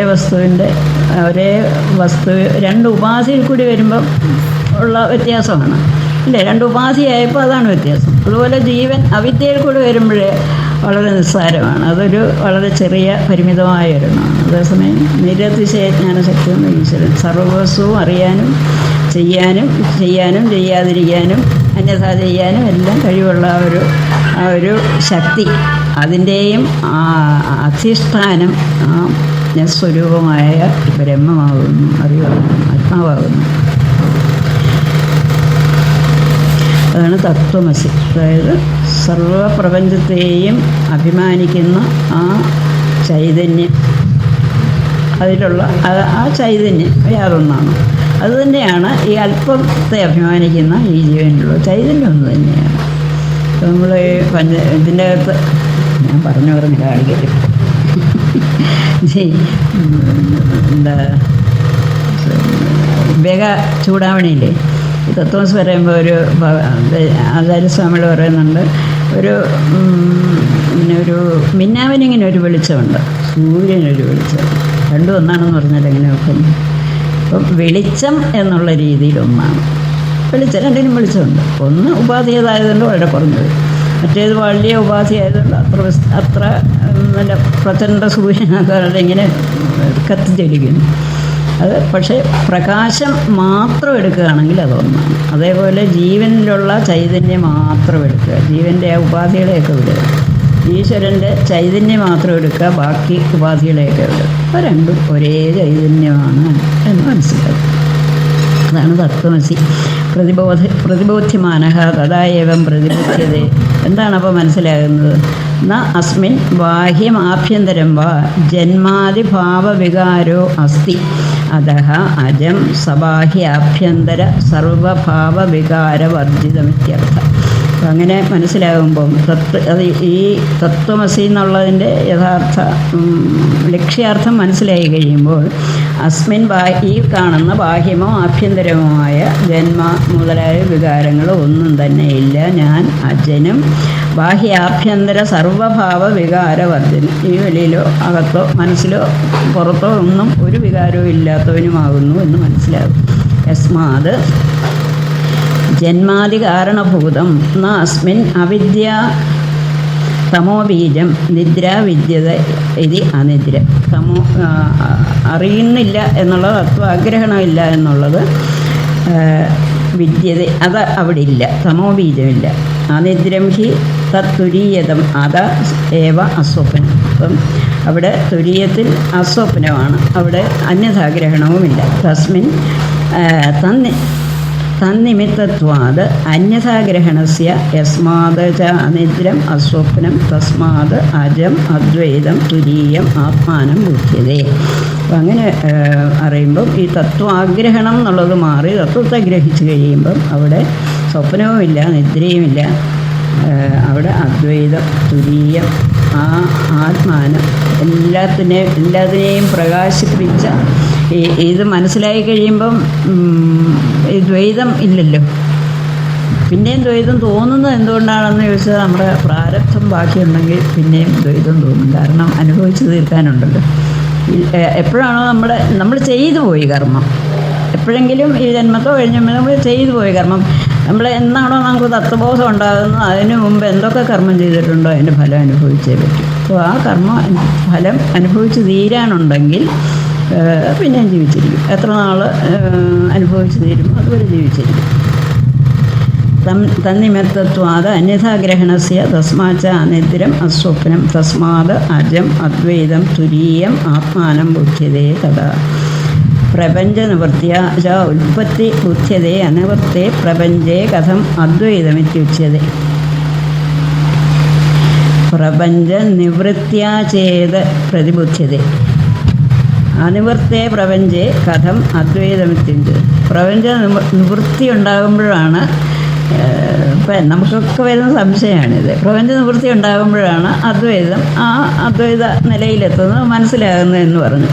പക്ഷേ അനിവൃത്തേ പ്രപഞ്ചേ, ഈ പ്രപഞ്ചം നിവർത്തിക്കാതിരിക്കുമ്പോഴല്ലേ നമ്മളിതൊക്കെ ചെയ്യുന്നത്.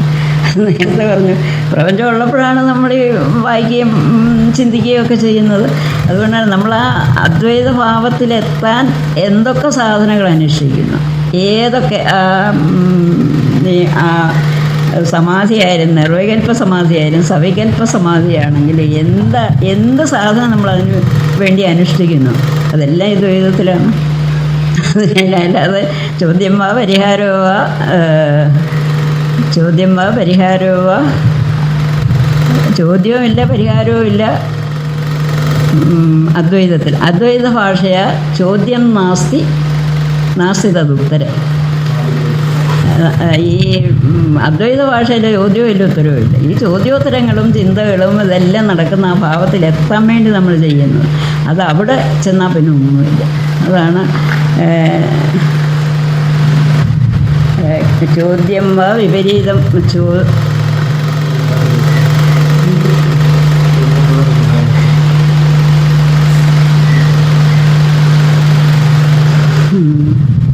ചോദ്യം വാ വിപരീതം വാ എന്നല്ല വേറൊരു വാക്ക്.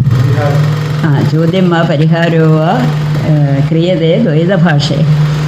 അദ്വൈത ഭാഷയാ ചോദ്യം നാസ്തി നാവിതോത്തരം. അപ്പോൾ ഇതെല്ലാം പറയുന്നത് നമ്മൾ ആ അവസ്ഥയെ ഒന്ന് മനസ്സിലാക്കാൻ വേണ്ടി. എങ്ങനെയെങ്കിലും ഒന്ന് മനസ്സിലായി കഴിഞ്ഞാൽ പിന്നെ അവിടെ പിന്നെ ചോദ്യവും ഇല്ല ഉത്തരവും ഇല്ല. അപ്പോൾ ഇവിടെ അതാണ് ചോദിച്ചത്. ഇതെല്ലാം പറയുന്നത് പ്രപഞ്ചത്തിലാണെന്ന് പറയുകയാണെങ്കിൽ, അല്ലെ പ്രപഞ്ചത്തിലിരിക്കുമ്പോഴല്ലേ നമ്മളിതെല്ലാം ചെയ്യുന്നത്. പ്രപഞ്ചം അടങ്ങിയെങ്കിലേ ബോധം ഉണ്ടാകൂ എന്ന് പറയുന്നു.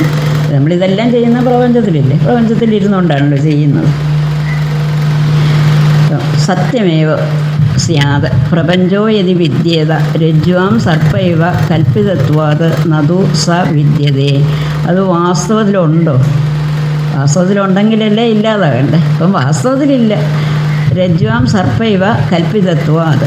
രജ്ജുവിൽ സർപ്പം പോലെ കൽപ്പിച്ച്. എന്തുകൊണ്ട് കൽപ്പിച്ചതെന്ന് വെച്ചാൽ ഈ അവിദ്യ കൊണ്ട് നിങ്ങൾക്ക് തത്വം മനസ്സിലായില്ല, ഇതെന്താണെന്ന് മനസ്സിലായില്ല. അതുകൊണ്ട് നമ്മൾ വേറൊന്നിനെ മനസ്സിലാക്കി.